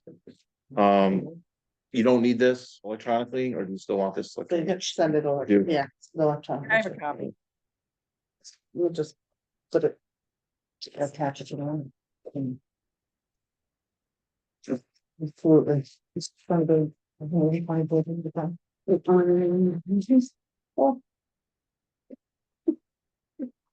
Hope she feels better, Diane. Debbie, Debbie, hope she feels better. yeah, she's, Agreed. everybody's slow recovery and. All right, thank you. Yes, thank you. Thank you. Now I know we're smart, but straight find your way out. There's a lot of cars out there. I know. Sorry about that. Right. Trying to figure out. We may be small, but we're happening. Yeah, we're a happening place. That's right. Yeah. That was the easy part. That was easy, but now let's. if I can keep everything straight. I have communications. The first two I did have emailed and sent to you. One being the, email that Michelle had received. Thank you for the, state partnership plan, health insurance costs. It's just showing a potential increase for this coming year. That's just, Do we, does that mean that we should expect an overage in that line item? Or is it something? It's just for budgeting purposes for the next. Thank you. it's just- Thank that's you, what I thank kind of got out of it. Thank you. We just kind of said, you guys. And then I also sent the notice that you got, Michelle, from the contractors and grantees regarding funding the pause. Nothing follow up yet on that. That's what it is. I did receive from Michelle, but I didn't make copies, the profit and loss budget versus actual for the Board of Finance. We have 17,000, which I some that we'll discuss it a little more in depth, but this will be added as well. You can take it because I've got more. Should be able to. And then First Selectman did send us, and I didn't attach this, but it's the governor's municipal aid, proposed municipal aid that has not yet. It's just proposed right Just now. proposed. For the next 2-year budget? Mhm. Is it up or down? Thank you. We're up in pilot, we're down in ECS. But that's not That's unique. not, and this isn't final either. No, it's not final, but the ECS, if you look, there was actually an addendum to that with all the towns, but I couldn't send it to you because you wouldn't be able to read it, but you will look at all the smaller towns. What is the ECS? The Just clarify. education. Oh, okay, Education. sorry. And then, so down in that and up in pilot.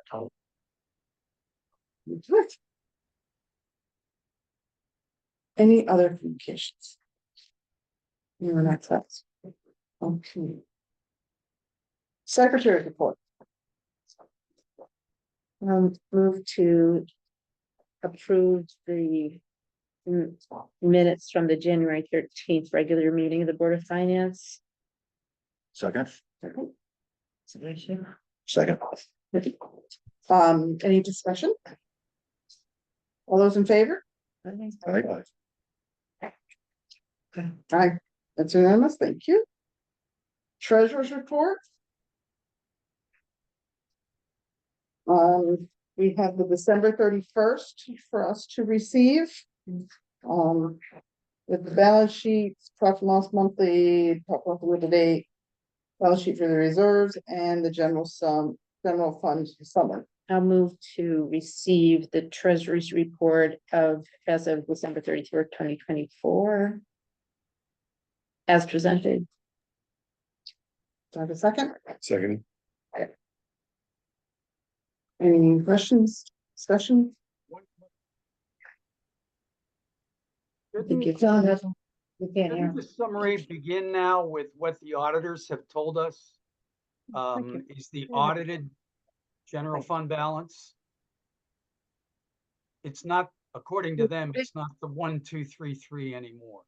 It's about $25,000 less. So And now that in order to get in line with what the auditors have said, shouldn't that number be adjusted? agreed, and it will be now that we have received the audited findings. Okay. Yep. Thank you. Any other questions? Yes, discussion? So would that bring this number down by that amount? Is that what Yes, you the guys are saying? projection. Yeah. Okay. There we go. All those in favor of receiving the treasurer's report? Aye. Aye. I John? haven't had, and to be honest with you, I haven't had a chance to review it because I've been traveling, so I'm going to abstain on that only because I haven't had a chance to review it, so it would be wouldn't be fair. Very good, thank you. Those? Passes. It's not getting in. You gotta do a round? Amy, Sorry Aye. about that. that's okay. Tom? I, I, Sorry. And Carol's abstaining. Abstain. Got it, thank you. You're welcome. And the reconciliations, I believe you're still working on those, so we're kind of putting, you said something in your memo, Michelle? Yeah. That you're still working with the Board of Ed? It is for an answer from Cindy about some stuff I've been joining that. So my registered balance that I get from her is different than the balance in the profit and loss. So somewhere there's something different in the profit and loss in the register. No, so I'm just waiting for it to go from her. Okay, And for the tax collection, Rebecca and I talked today. you know, you're gonna reconcile it. Yep. Okay.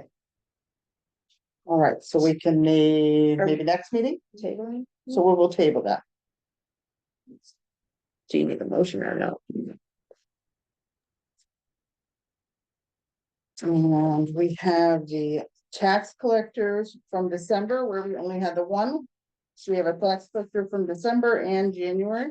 And a motion to receive. We'll make a motion to receive the tax collector's reports dated December 31st, 2024 and January 31st, 2025 into the record. second, Any discussion? I do have questions, but she's not around to ask them. I mean, I have generally not, I don't, maybe I'm just a little. I don't quite get how these two connect.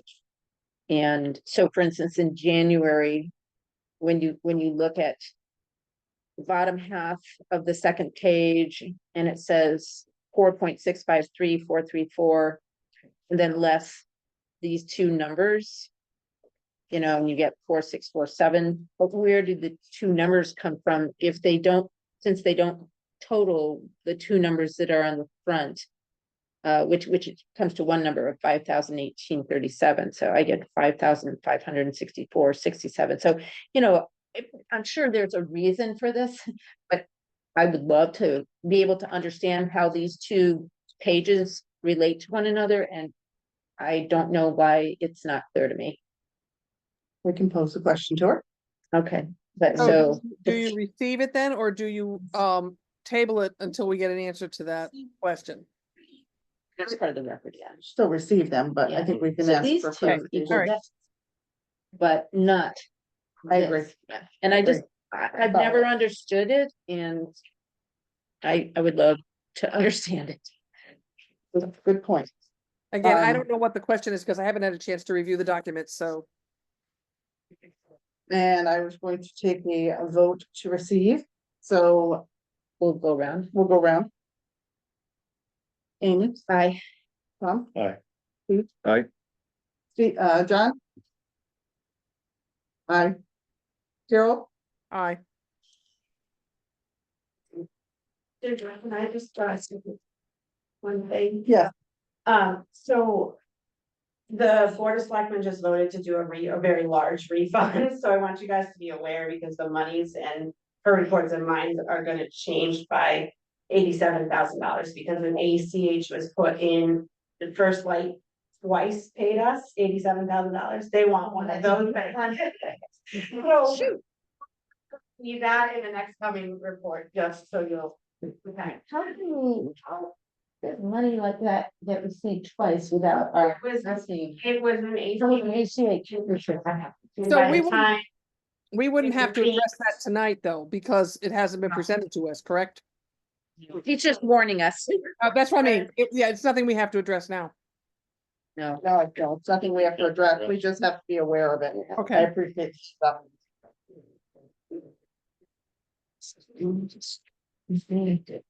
And Board of Ed, January. I'll make a motion to receive the Board of Education report dated January 31st, 2025. The second A second, discussion?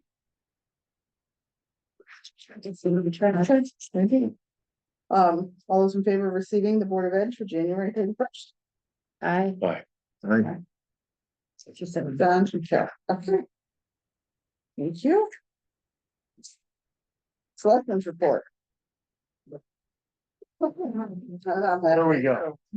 Okay, Selectmen's report, the trip grant application we have submitted, it was due last Friday, it was in. The 2025 neglected cemetery account grant program, which is for $5,000, that has been submitted by our sexton, cemetery sexton. I have to, just an editorial comment here, it's the first time it's ever come across my computer. So we grabbed it for 5,000, hopefully we'll get it. So, again, the steep grant we'll be talking about a little bit later on. So I will just go by that right now. 107 Main Street property lease. I'll be talking with our attorney tomorrow. We should have that lease. The Recreation Commission, again, I'll make this editorial comment. Members are needed, and what we have asked is for $1,000. We are recommending to you $1,000 increase in their line 4001-201, and that's for chemicals. In anticipation that we will open the pool early.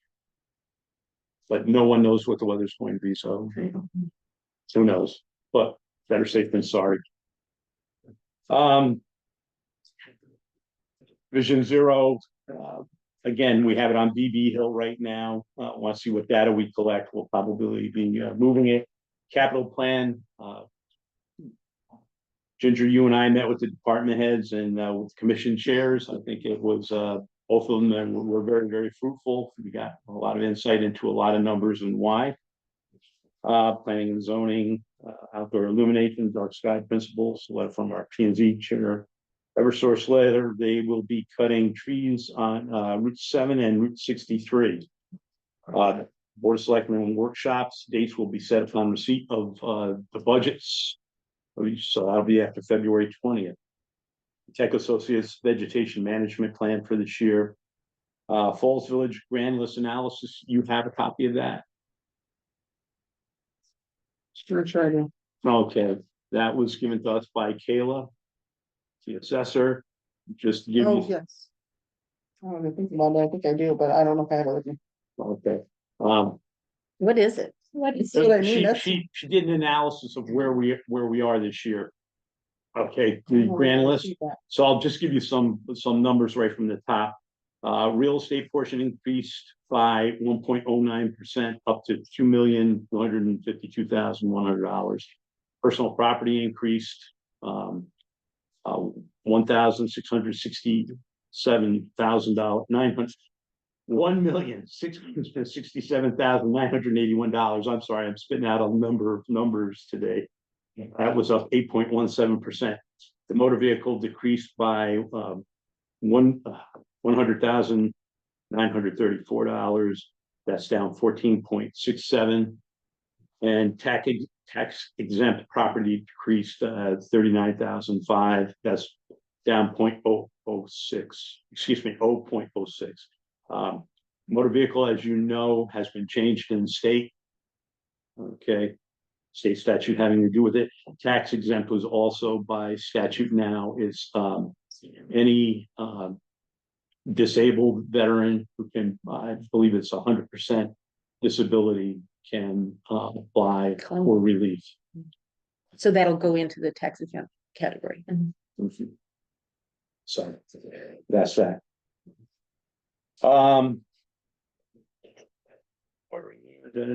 Funding, DOT notification, Connecticut Main Street report, health insurance update. You have already the governor's proposal we sent, shared with you already, Sustainable Connecticut. We have a request for funding, request to the Board of Finance for town meeting, $5,000 to complete a septic study at 35 Railroad Street. Quite frankly, we can't proceed with the easement unless we have this particular study done. So up to $5,000 on that.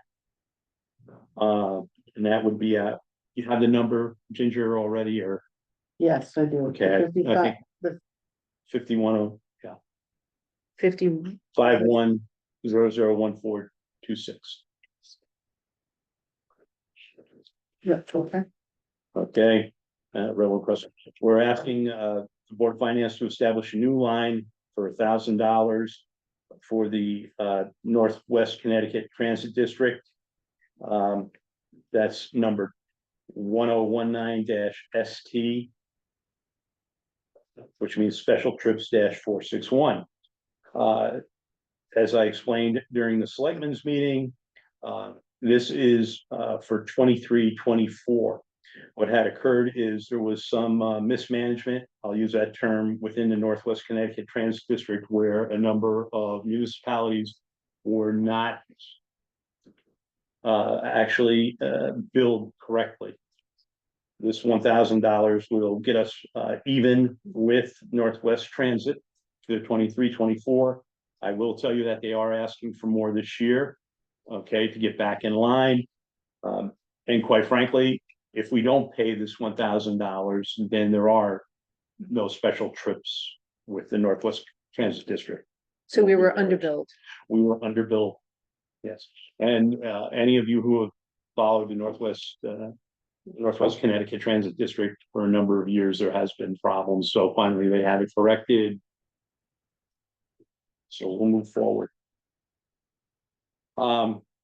Asked for an adjustment on the steep grant for $55,000 out of the truck fund. And a late entry, Ginger, I apologize, but at 3 o'clock when we were signing checks, 55,000 for design phase 2 to Cardinal Construction for the 6 bridges that we had a study on. So that's a recommend to the town. Yes, 55,000 $55,000. from a reserve fund. Take it. Or from our general fund. Oh, from the Sorry, general fund. General fund. I've got it written down here. I was looking over at Steve, and then as you have a Board of Finance member who is intricately involved and has knowledge of this. So if he would like to speak to it a little bit, And when we get there, yes. on the agenda line. So, 35 Railroad Street is still, moving along. This is a step. No, I have a letter to read to you from, as we move along here. Okay. I have a letter to read to you. And it's dated February 2nd, 2025. Dear Ms. Vale, Falls Village Selectmen, thank you for reaching out regarding the 35 Railroad Street property. After much thought and review of the project's financial outlook over the past 19 months, I regret that we must consider our original offer of $300,000 expired. We are withdrawing our proposal to purchase the old firehouse. The market conditions and financial landscape have changed dramatically since we made our initial proposal in July 2023. During this extended period, construction costs have risen significantly and interest rates have created a very different investment climate. While we originally anticipated challenges like the septic system and parking lot requirements estimated at $100,000 in upfront costs, the lengthy timeline has fundamentally altered the project's viability. Despite our good faith efforts to find common ground through negotiations with the town, the combination of these increased costs and changed market conditions means we can no longer justify moving forward with the project as envisioned. Although we cannot proceed under these circumstances, we remain willing to help the town in whatever way we can. We've gathered valuable information about the property during our assessment period, including architects, general contractors, real estate agents, and small business advisors. We would be happy to share these contacts and what we learned with the town or any future buyers to help move this important project forward. It was really difficult for us to walk away from this project, and we are sorry it did not work out. We want to thank the town and all those who voted in support of our project for giving us this opportunity. We continue to believe in the potential of this property and sincerely hope the town finds the right buyer to bring it back to life. Dave, was there ever a contract? No, there wasn't. We just drafted a contract and presented it, and that's when we received this letter. You know, most times something like this happens, the town receives a penalty, can charge a penalty for drawing it out for a year. And losing the potential to rent it, yeah. Yes, we don't have anything, Steve. I have to tell you that we weren't left with anything relative to any penalty. We weren't very competitive, What are you so I don't referring know. to as a penalty, Steve? I don't understand that. I've seen before, if you bid on, or if there's been accepted bid, and after a period of time you fall through, there's a penalty. No, not necessarily. If there's no signed contract in the real estate business, unless you can prove, and this is a real estate transaction, there would be no penalty for, there was no No, contract. I just found out there was no signed Oh, contract. okay, all right, yeah, okay. Yeah, there was no contract. If I can, still we need to move forward with the easement, no matter what, because we need to get that correct. So if and when we have another buyer, we can. It'll be free and clear. It will be free and clear, the easement will be there, so it's vital that we do take the money out of the environmental fund to complete this study. So, the request you had was the septic study, and that would, support going forward with the easement. Yes. It's not, is more money required for the getting the easement as well? Well, what's going to happen is we will have this, and eventually we'll be paying legal fees for that easement to be drawn up, obviously. But it is vital to us to get that done. I have to be perfectly frank here in saying this is something we probably should have done a number of years ago. I mean, the building went up in 1951, I believe. And again, nothing ever is an issue until it becomes an issue. That's true. But down the road, and I'm not looking at previous administrations because we're going back to the 50s and 60s. This is something that should have been done. And now we find ourselves having to do it. And Taking care of it. it just makes it nice and clean. We'll have the easement. We'll pay our legal expenses for that easement. We haven't been billed yet, and we can move forward. Well, here's a question I have for you that may muddy the waters a tad. When we had the town meeting, we didn't vote specifically to sell it to these people for $300,000. We agreed to sell the building for $300,000. So we can't sell that building without a town meeting at a lower price because the town approved to sell it for $300,000. So if somebody else comes along and wants to give us $250,000, we have to go back to town meeting, I believe. Correct. So Correct. well, that's another situation. Before we go putting more money into this, we really need to do a complete study as to what is the benefit to the town to throw any more money at this project until we have an idea of who might want to buy the property. If indeed it's even saleable right at this point. So I have a problem with spending any more money, getting the easement or anything else until we do a little bit more, sit back, step back and say, okay, I mean, this is a kind of a kick in the gut because we had anticipated that it was going to sell and they were going to do great things, but it didn't happen. So I think that, and this is my opinion, that you need to step back, don't spend any more money. Let's review this. You've got a committee that's involved with it and find out what's the best path to take for this building at this point, because we've dumped money into it and we've gotten nowhere. And, you know, we can't go on another 2 or 3 years hoping that somebody's going to come along and buy it. So do we Well, want to put money into it? Yeah, that's later in the agenda, so you'll probably might have to reiterate that during that. Yes, But I do have a question with something you mentioned a minute ago, which is they graciously offered to give you documentation, etc., on things that they found out about the building. And have you taken them up on that offer? We have not at this moment, but they did leave us, if you remember, with an original plan that we still have, or and a number of other documents. I would take them up on their offer as fully as possible, so that whatever, even if there's something questionable about it or subjective, you at least have a buyer's perspective in front of you so that we can make a better assessment as Carol advised. No, but And- we will be having a meeting on Thursday of the 35 Railroad Street Committee. Right, well, maybe you'll So go we forward will, with we that, will, yeah. we'll put that on the agenda.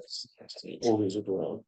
And What? one more quick question for you, Dave, if I may. The rent for where they want to put the new cafe or breakfast area or whatever it is, do we have to go to town meeting to approve that lease? Yes, we do under 7-163. Okay, I didn't know if we did or not.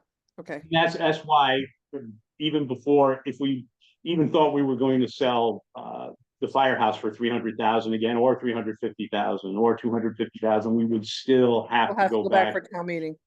to Okay, meeting. Other questions? Yeah, I had a question. What's the $5,000 gonna go towards for 35? It's gonna go toward us actually, well, we're gonna look at the septic fields, the engineering, look for that B100A, that, the retank and so forth. The sanitarian or the engineer's been in there in the past. Right, but what has been suggested by AEA is that we actually have to send a camera in there to find out where everything is. Okay. Camera into the existing system. I thought we already did that. We have Not not, With the We paid camera, Not with the didn't we pay a sum of money to find out about the septic before? I thought we already did that. different septic. yeah. This is so that we can get the easement, find out where the tanks are, what's operable. That's what I thought you mean the tanks for the inn?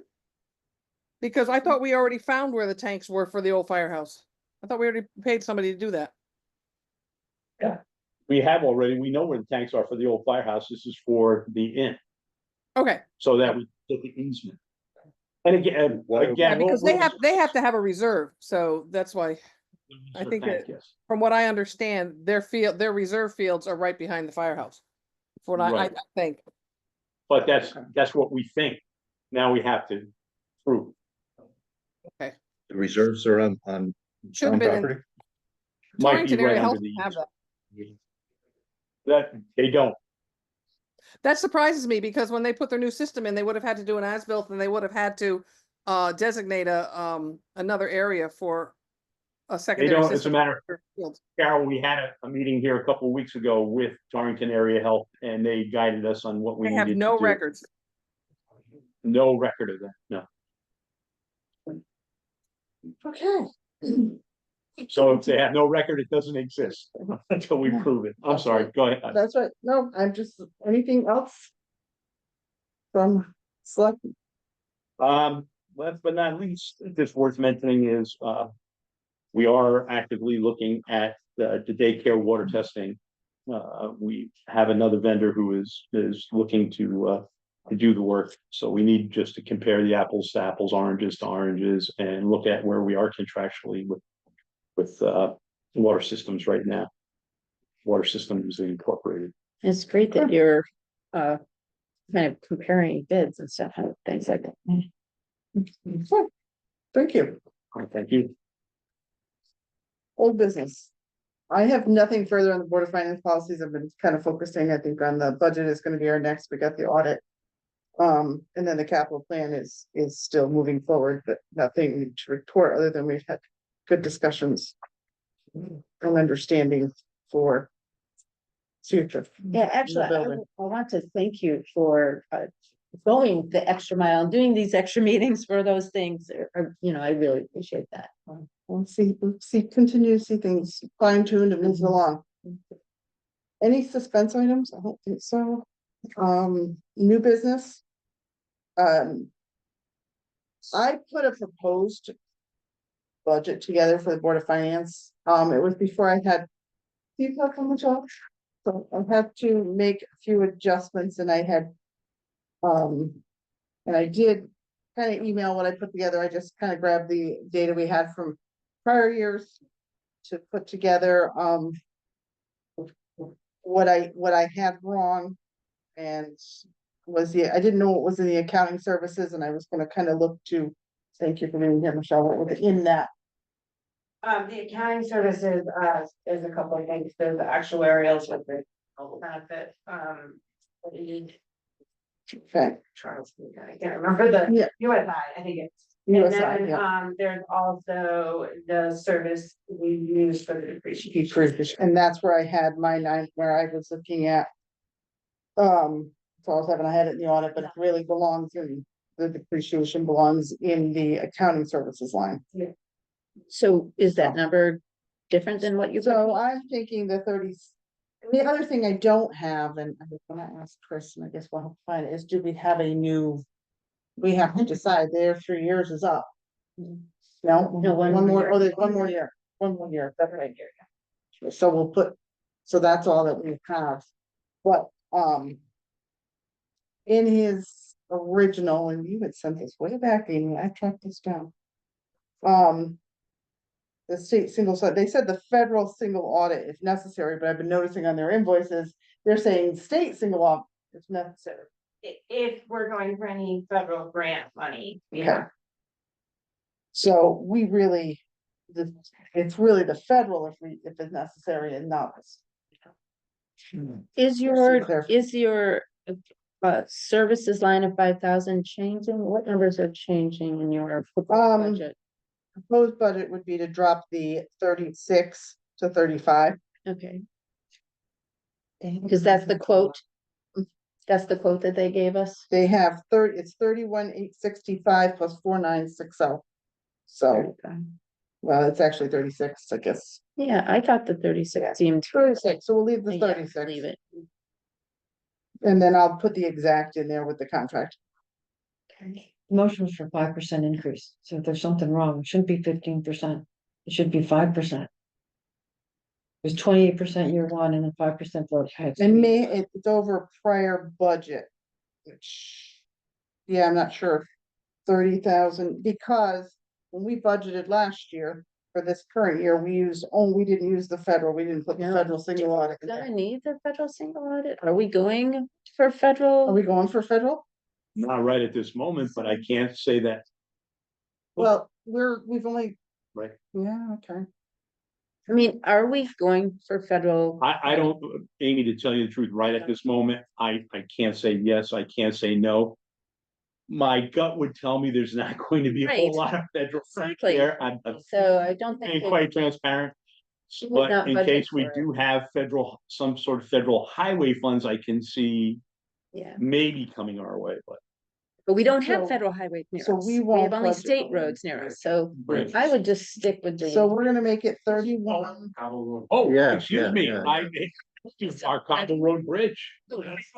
That's a federal. I apologize. Yes, it'll be administered by the state, but it is a federal. Will it be subject, will it be subject to the federal? I can ask. Audit. Right. But It again, the seems money like will be distributed by the state, but it is a federal and we've already applied. Yeah, I bet it's gonna be a state audit then. If you're not getting the money directly from the feds, so it's just my guess, I could be wrong. But it would be important to know, That would make a difference in our budget. yeah. So I would assume that I mean, you'll find the answer, but I would. Michelle, can I ask you to please Yeah. email What- tomorrow and get us an answer that will change? But I bet it's gonna be state. Full state, yeah. All Not right, federal. so we'll make it 31,865 instead of 36,000 for Today. today. If we find out, we will adjust. Um, But I didn't see any other reason to adjust any other numbers. So I will redo this and send it back out to everybody. And Denise, no offense, but have you already billed for, or haven't had a chance? Stay, I feel, Amy, Okay, yeah. great. Okay, so you have that information Yeah. too. Wonderful, thanks, Denise. Yep. Are we on track? Yeah. Yes, we are on track. Okay, We are on track. So the only thing then I will do is I will adjust this. The answer from Michelle, and then we'll figure, and I'll send it out. So we can have a proposed budget too. It's by February 20th. yeah, Yes, sir. thank you again for doing that too. All right. No, this is being tabled for now. Yes. Um, Well, we're not voting, but. no, I we're don't, able to I don't think discuss we it, can, thank you. I don't think we can vote on it yet, I'd rather have something with final. We can, and if you need us, He needs it by the 20th. but if you need it, just, let's do a 5-minute. We'll do a final, that's the plan will I mean, be. if it's okay with other people. Yeah. Can't you just take off the 47.25 and add it later? And I don't mind a 5-minute Zoom, even less, if you want. It's up to you. You have these two options, however you want to do it. What are you doing, 36? I had 36, I was gonna make it 31,865. You're waiting for more information. The only information I have is whether or not we're gonna need the federal single audit. What do you wanna do? Do you wanna do a contingency the way Denise said? I think we suggested, or just, a I 5-minute think Zoom? we approve it without the 47.25. And then We don't finish the audit. until we don't, I mean, the budget. and then we're gonna be reviewing the budget itself. And I think we put it through there if we have to. Okay. Great. So So is everybody in agreement with that? as a proposal. As a proposed, this is just proposed budget from the Board of Finance. Great. So it's not 36,000 minus 47.5? Yes. Okay. And help the balls keep rolling. Yes, and it's 31,865. Yes, make that 130. And what was the total? I'm not doing math right now. Yeah, if you're gonna ask me to do. Let's do that. With the calculator. Cause I'm just gonna take off the 45,051. Subtract the 47.25. Which will be 40,326. Thank you. So, I'll make a motion to, propose the budget, that we've just discussed for the 25-26. Is that what you need? Yes. Okay. To be 40, for the Board of Finance to submit to the Board of Selectmen for 40,326. Is there a second? A second. Thank you. Any further discussion? I just assume we can amend that number later as we get more information. Yes. Great. All right, all those in favor? Aye. Right? Aye. Aye. Unanimous. Thank you. I'm putting the minutes of different information comes forward. This is subject of, Yes. it could be changed. Okay. Yes.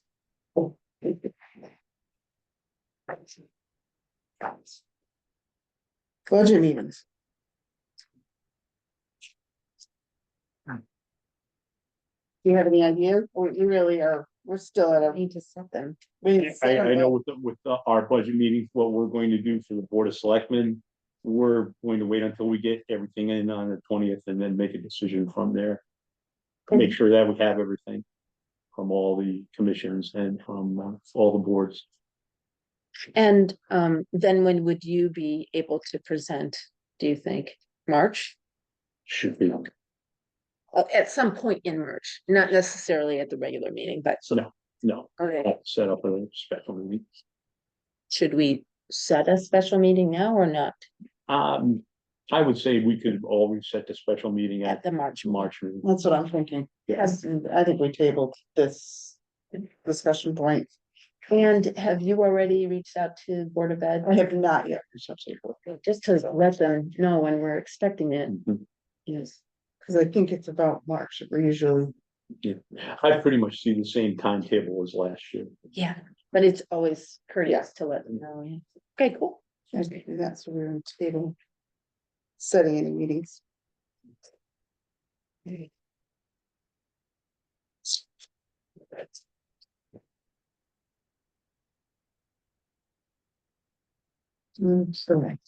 All right. 10C. All right, I will. Looking for The recognition thing. a motion to allocate $1,000 for additional chemicals to the recognition line of 4001-201. $1,000 from the general fund. So moved. Seconded. Discussion.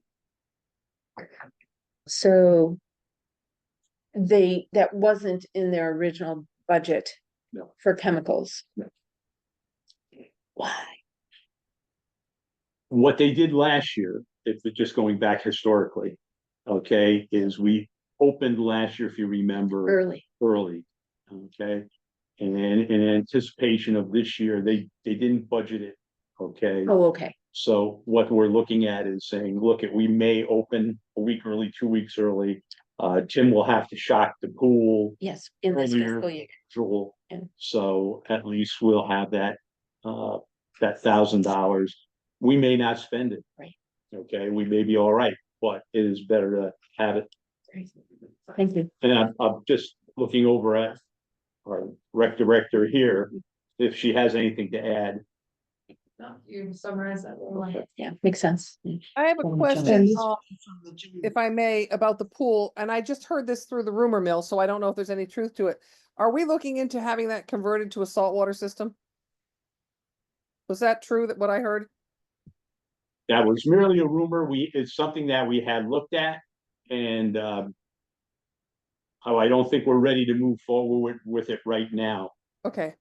I just think it's a great idea, but I didn't know whether or not it was a rumor or whether there was some truth to it. It was a suggestion.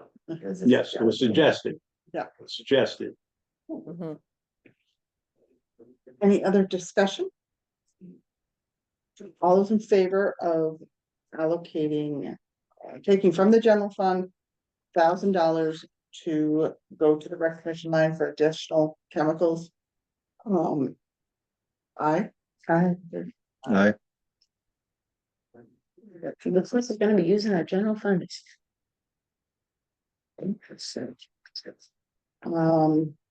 Now we're into the steep.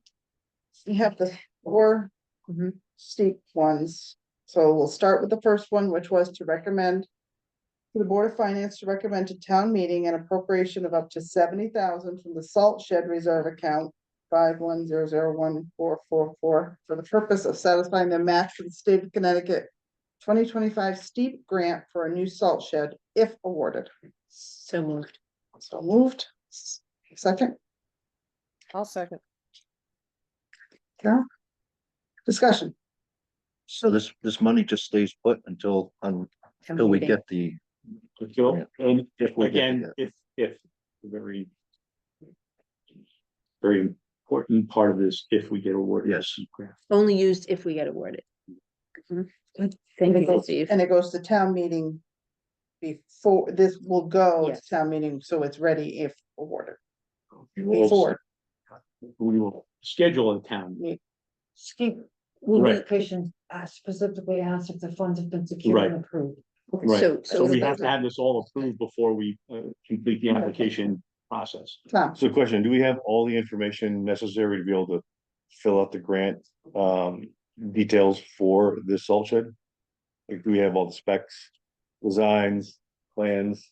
Right now, we have AEA, if you remember, back in November, I believe it was November, we okayed for them to put together a plan for the salt shed. But will it be ready in time for the grant submission? Application. I spoke with, actually emailed, George Johansson, this morning. He got back to me this evening. My hopes would be it will be completed. we've been in discussion with it, during Right. our meetings with bridge and infrastructure. Just as a point of clarification, what's the final date to submit the grant? February 20th, 4:00. So in 10 days, you need to have information on all these items for the grant. Correct. I know we're only talking about the first one, but is that doable to have everything on this list for all 4 items? I would hope that we would be able to do it. Yes. Okay. And also have the Board of Finance review those items to make sure they're something that we would recommend to the town. We would have to call a special meeting for that, but I would say, in the air of all transparency, Tom, no, there probably wouldn't be enough time. But. So you would could ask we- the Board of Finance to recommend to the town something that we can't look at or put our fingers on? does it make a difference if all these funds are in their individual? The first three I'm less concerned about. It's the last one I'm concerned about. That's coming straight out from of the general fund. Yeah, so, and so the question is like, are we being fiscally responsible to put this before the town before having reviewed the financial feasibility of it beforehand? I don't know. I guess I really have a couple answers here, Amy. Number one is if we had the opportunity to get $1 million, and I'm just going to use that as the figure that we might be able to get, okay? We're going to come up with 20% of that. That would be a bargain. To answer Tom, I'm not sure.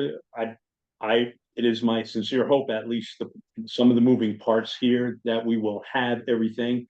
But again, I'm not sure that we would have it all in time. I can only speak for a couple of things, but in time for you to review it. So in my experience with these kinds of things, and when you are applying, you are not always required to have every last detail completed, but you have to have enough detail so that your estimates are based on something reasonable, and you have dotted the i's and crossed the t's and things.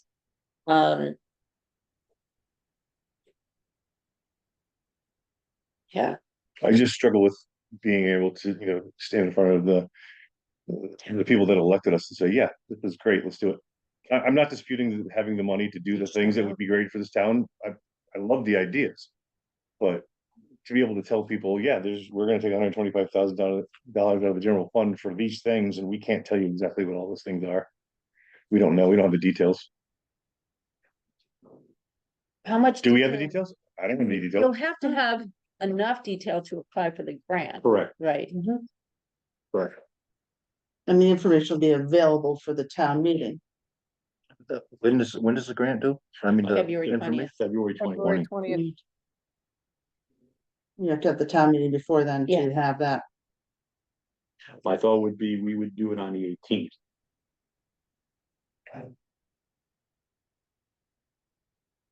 Who's filling out the grant? Who's doing the grant? Actually, we have the Falls Village grant team doing it. And it'll be reviewed by the selectmen. The board of selectmen, I should say, all of us.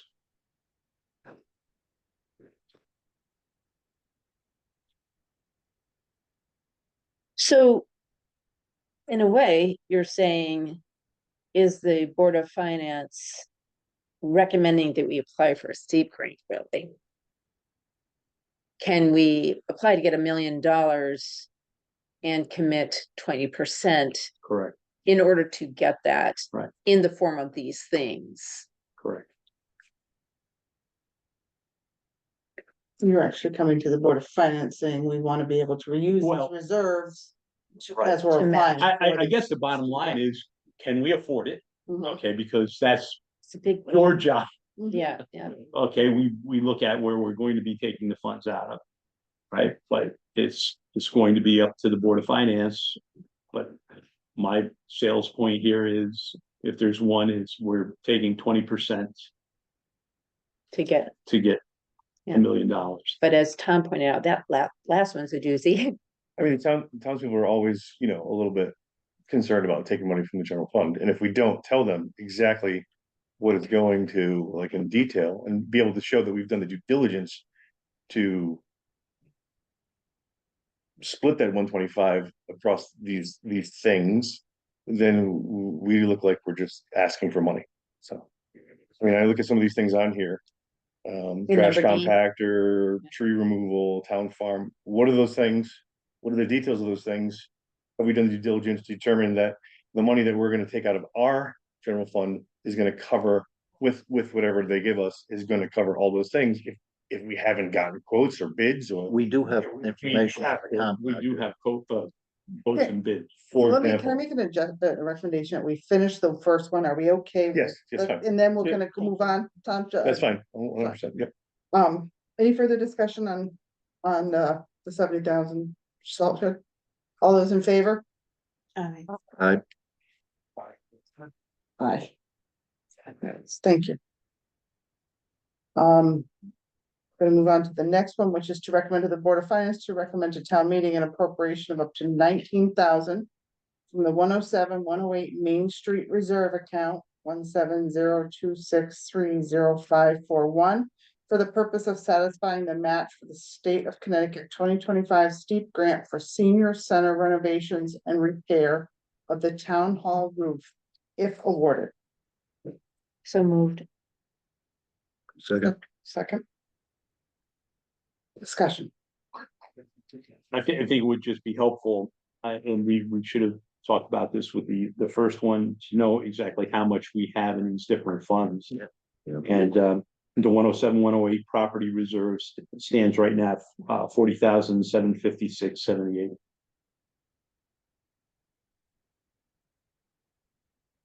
Thank you. And what was the first one? salt, it's 115. Salt shed is 117 for 42.92. And for the trash compactor, the bulky waste is at $81,003.54. And Michelle, that will be as of That, Monday, yeah, that's when would be this year's, this fiscal year's distribution. right? Okay. Any other discussion? All those in favor of recommending to the town meeting for the 19,000 for the 107-108 Main Street? In favor, say aye. Right. Right, Thank you. All right, next one, to recommend to the Board of Finance, to recommend to town meeting for an appropriation of up to 55,000. 53 I have. Yeah, that's been amended. Okay, thank you. Amended that to 55,000. From the truck reserve account 501-001439 for the purpose of satisfying the match for the state of Connecticut 2025 steep grant. The purchase of a town pickup truck and snowplow truck, if awarded. So, Just to let you know, before the truck reserve has $180,313.80. Mimi moved, second, second, Justine. Discussion? All those in favor? I, I, Aye.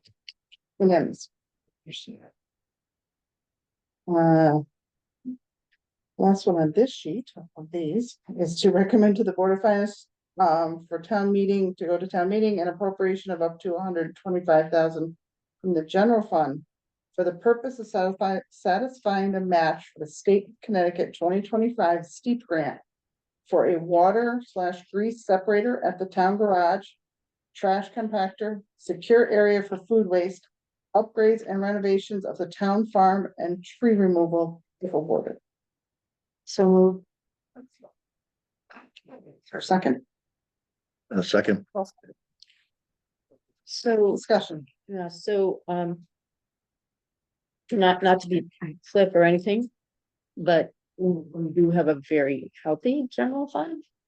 Not to say that we shouldn't be very cautious in times like these lately. I'm just throwing it out there.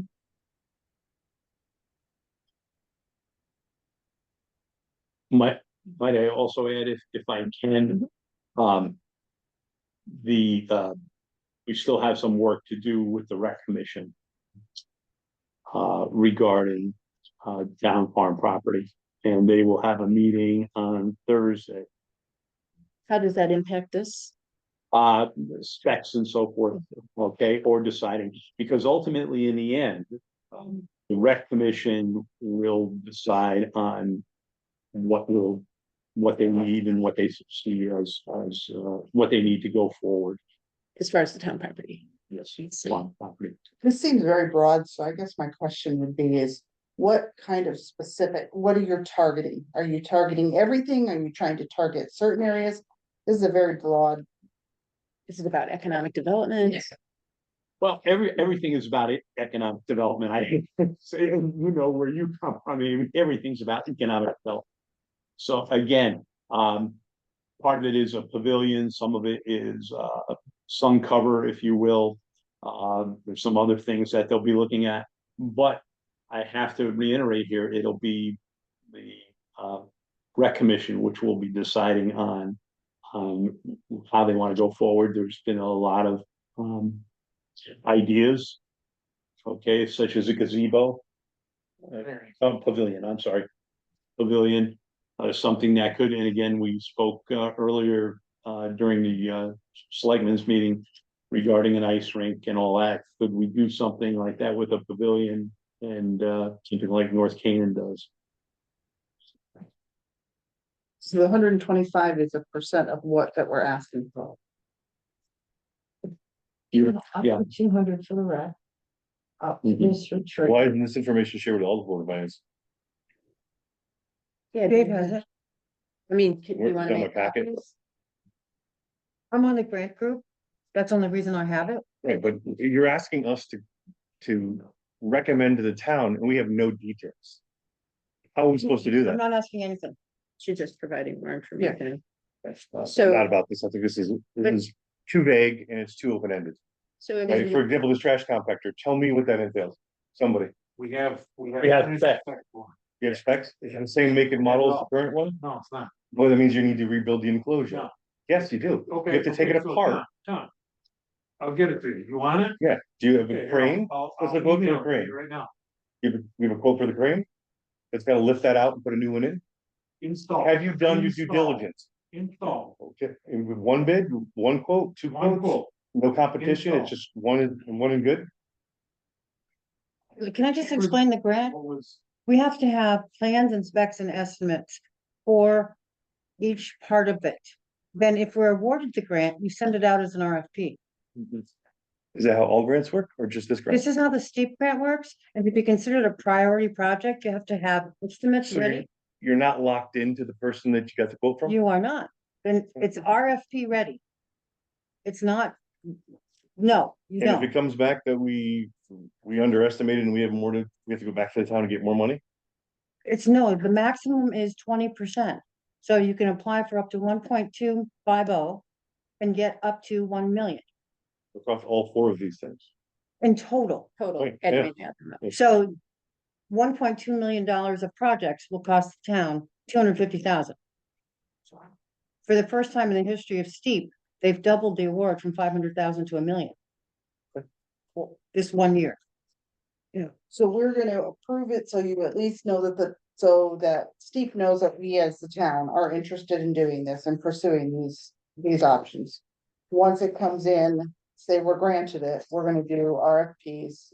We're gonna be, Actually, there's gonna be fiscal responsibility. I know you have to use specific contractors. I know it's very Bidding. prevailing wage. prevailing wage. It's very No, they specific. took the Did they? prevailing wage out. It's too small. Yeah, Oh, it's $1 okay. million, you have to have sailing way. That's right. For example, Project. put the rec commission, the town farm property. We, when we met with the selectmen, we said, okay, up to 200,000. It's for the rec commission to decide what that would entail. So like they have a pavilion quote and a cost to install the pavilion, but out of the 1.2 million of projects, we said, okay, 200,000 is allocated to the town farm property. And the meeting with the rec commission, I thought it was Wednesday, but whenever it is. Is it 150,000? No, rec commission is 200,000. So the general fund allocation is up to 40,000. So if the total estimates for the town farm property come in at 120, it's significantly less. It's only 24. That's the up to part. And it's up to the rec commission, work with the grant group and come up with, okay, we only have 160 or whatever the number is. And no one is bound to anything. These are just up to numbers to come up with the 250 of the 1.250 you can apply for. So you already have to have committed 250 in order to go. And Right. combination. But we don't. Combination. Right. Okay. But again, if awarded. If awarded, no, I understand that. This is just to qualify. Yeah. For the It's to application, check the box, yes, the funds are Yes. secured. right? Right. It's not super rigid. Well, Yeah, it's got, right, you have purposes. If got awarded, checks and it's very rich. I think by the time we come to the town meeting, we'll be, We'll have because more at that information. point, we're, 2 days out. yeah, we're 2 days out and now it's gotta go. So we're gonna be ready for a town meeting. Basically. And if we're not ready with something, I suppose we can drop it, but well, you only have to spend 250,000 to get 1.2 million. I mean, it's a pretty. it's, I hate. That's a good deal. I think that the biggest challenge will be, and it's up to the town, legislators, the voters, to decide if they're comfortable, using 125,000 from the general fund. And if we don't use that 125,000, we can't make up that 20%. Yeah. The tree removal you asked about, Tom, what we've done is working with Tim to get a quote for well, Tim, help me out here. What are those things you have to rent? Well, bucket truck. Bucket truck. Crew to cut the tree. Right, so Tim's getting 2 quotes, one using the town crew and one using their company's crew. How much it costs per day, and then we're gonna take those and we're gonna figure out how many trees that would mean a day. So you're basically saying I'm gonna allocate cash to. Recent, equipment and labor without identifying which trees you're gonna touch, It's projected. or do we already have the trees It's, earmarked for removal? no, but once we get the quote as to how much it would cost per day, then we can go back and say, okay, this will take care of X number of trees. So there's a couple on here that aren't definite, yeah, like the senior center renovation, we have allocated up to 60,000. Oh, that's a reserve, never mind, I'm sorry. Yeah, it's just deep. Yeah, I'm less concerned. I voted for the first three because those are line items. That makes sense to me, but this is 125,000 of the general fund. And I get it. If the grant goes through and we get that money, that's fantastic. We still have to take the money out of the general fund. Right. And you say healthy, but we're not done with budget season. We don't know, and there's other things. With the A informant. bunch of other things in here that we talked about, going through 55,000 for general fund. That's right. We got bridges coming down the road. Mhm. I mean, I know it's bonded, I get it, but we still gotta make payments, right? So it's still, last year we were insane about tightening the screws, and this year we're just gonna be, Yeah. here's the money, let's spend it. Mhm. I'm just cautioning that when we go before the town, these questions are gonna be hard, right? And if we don't have the details, and I hope you have them by then, it's gonna be a very interesting conversation, because people don't like to just. Somebody else, Blank they don't check. know. Yeah. One more thing is like, if we're successful with the salt shed. Say it comes in at 250,000, so we would be responsible for 20% of that. We have way more than that allocated in the capital reserve fund, so if we took out whatever we need, 20% of 250 is what, 45,000? 50,000. 50,000. The balance of that's in the capital reserve for that, earmarked for that project would go back through you guys. And back to the general fund or wherever you know. I understand unallocated funds can be Uh, redirected. I hadn't thought of that. But this is also, this is like legalized gambling here, right? We don't know if we're gonna get that money, right? We're hoping that we do. We don't know if we're gonna get it, so. I mean, no harm, no foul if we don't, but. The other thing you have to When's think the last about, time we applied for a grant like this? 12 years ago. 12 years ago. 12 years 12 ago. years ago, I'm confident that we stand a good chance of getting it, because it hasn't been like we've been getting it every year. You're showing a need. every, Go ahead, I'm sorry. every one of these items that are on here, we need. This is part of infrastructure. This is what we have now. And if we don't, we're gonna have to pay for it anyway, Somewhere down the road. somewhere down the line. And I've already said, I understand for most of these things, almost all of the things. I agree those things are needed. I'm not disputing that. I'm just saying that, I just don't like to have.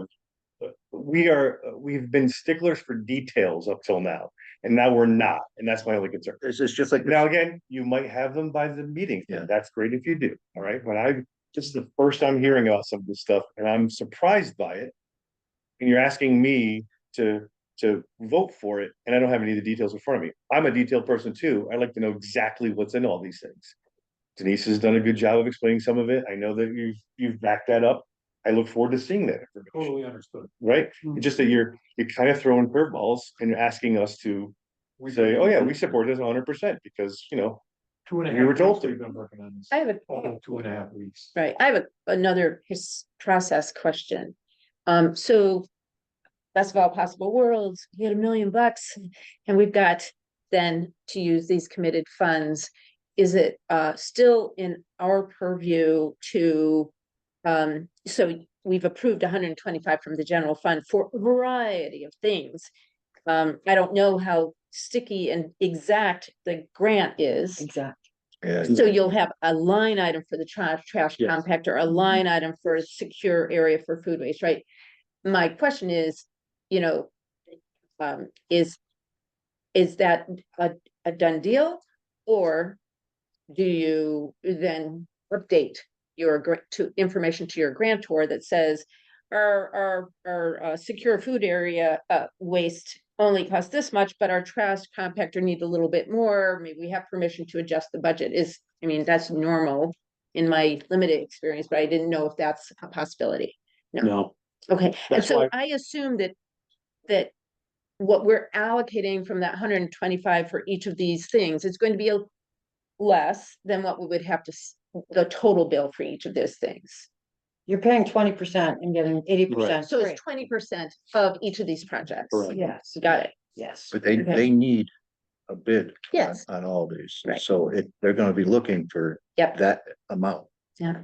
And that's what they're gonna be giving us the money for, We're just giving them an estimate to back up that's all it is. the request. Mhm. Yes. Then it goes, if it's what they refer to as shovel ready, if you have plan specs and estimates, correct. it's a priority project Right. and it goes above others Yes. and steep's eyes. And you're trying to be And sure. then you send it out for RFP. So we're not committing to anything at this point, and we still have to send it out for an RFP. Great. So there is another step in the process Absolutely. Yes. after the award. Yes. After the award, you would send out the RFP? Is that what you're saying? Greg hasn't. I think just one more thing too, that's very important is, I think it's 4 years. We have 4 years to spend the money. With the, Yes. Oh, so Like over a extending- period of time. Yes. over a possibility of expending or extending another year or something like that, I think it's a total of 5 years. It's like the trees, that's a great question. No, they're not necessarily marked today, but over that 4-year period, it's over X million dollars, X number of days. Period is, could potentially go 4 years. Yeah, you think even about the trucks, So you're not spending money day one. right? You think about the trucks, what is the wait time on a truck now? You're like a year and a half. Year and a half, so, Professional. right, for snowplow, so it's, again, everything is spread out. over- Just one more. So who in your group is going to be writing the grant? It's a combination. It's Greg and Eileen and myself and Liz and the selectmen. And have any of you written a steep grant before? I have, Yeah. Did it go through? right across the street, center on me, Good to know. in the library, in the pool and senior center. daycare. Daycare. It's a question that you're gonna get from the Dutch people, right? So I'm just asking the same questions. Good questions, yeah. Very good questions. All right, can I call for a vote? All those in favor of recommending the to town meeting for an appropriation of 125,000 from the general fund? For the steep grant, please say aye. Aye. Right. You wanna go back? John's had his hand up for a while. Are you voting, John, or you have a question? You're on mute. I think I'm he's just voting. Are you? Voting. I'm voting. Yeah, I yes. thought so. You're gonna want, Forever. you're gonna The wanna. way vote he's whoever- voted in the past. Let me vote, let's vote by roll. Amy? Aye. Aye. Tom? I'm gonna abstain from the vote. Carol? Aye. John? Aye. Ginger, aye. Okay, motion carries.